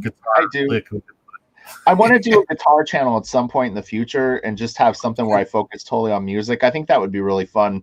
I really would love to do it. I'm trying to think. You know who I look at right now that I actually love. I'll grab the book really quick and show it. Yeah, thanks everybody. We got I don't know how many people we got in here. So it's the Blam Master Editions. It's Nihei. This guy is so good. Yeah. Oh yeah. Right. Yeah. He's doing a whole different kind of style, which is just nowadays, which is just like just clean lines with no brush or shadow or anything. With I forget the book, but yeah, that stuff is so great. So I have 4 of these phone books, and then I have the Abra phone book, and he's one of my favorite artists. Yeah, that's fun, man. He's a friend of mine. I've known people that knew him when he was coming into America to do. Well, I know people that have, he's like, I got less than 6 degrees of separation from right. No, and that's all you need. Yeah, but I mean, yeah, he's doing he did the Knights of Sidonia, I think was recent, and now he's got this new one. I forget the new one, but I really like that style that he's doing now, which is there's almost no black in it at all. And it's so minimal, but he's got so much stuff going on. So it's really interesting. I love his stuff. He has a very European quality. I'm going to go into YouTube really fast and just check for the super chats. Someone was saying that you need to check your studio book because it shows how Wrightson paints. Oh, okay. Yeah, I got that somewhere. Maybe I'll have it's under a pile of stuff right now. It's such a weird sized book. I think I got it in my other shelf in the other room. I have it here. It's an album, right? It's the same dimensions as an album sleeve. Yeah. So no, we got both of the super chats. We're good. Okay. So okay. I'm gonna let everyone go, and we can chat for a second in the private room. Okay, all right. Thanks for tuning in, everyone. Have a great day. We'll talk to you guys later. Bye. Later.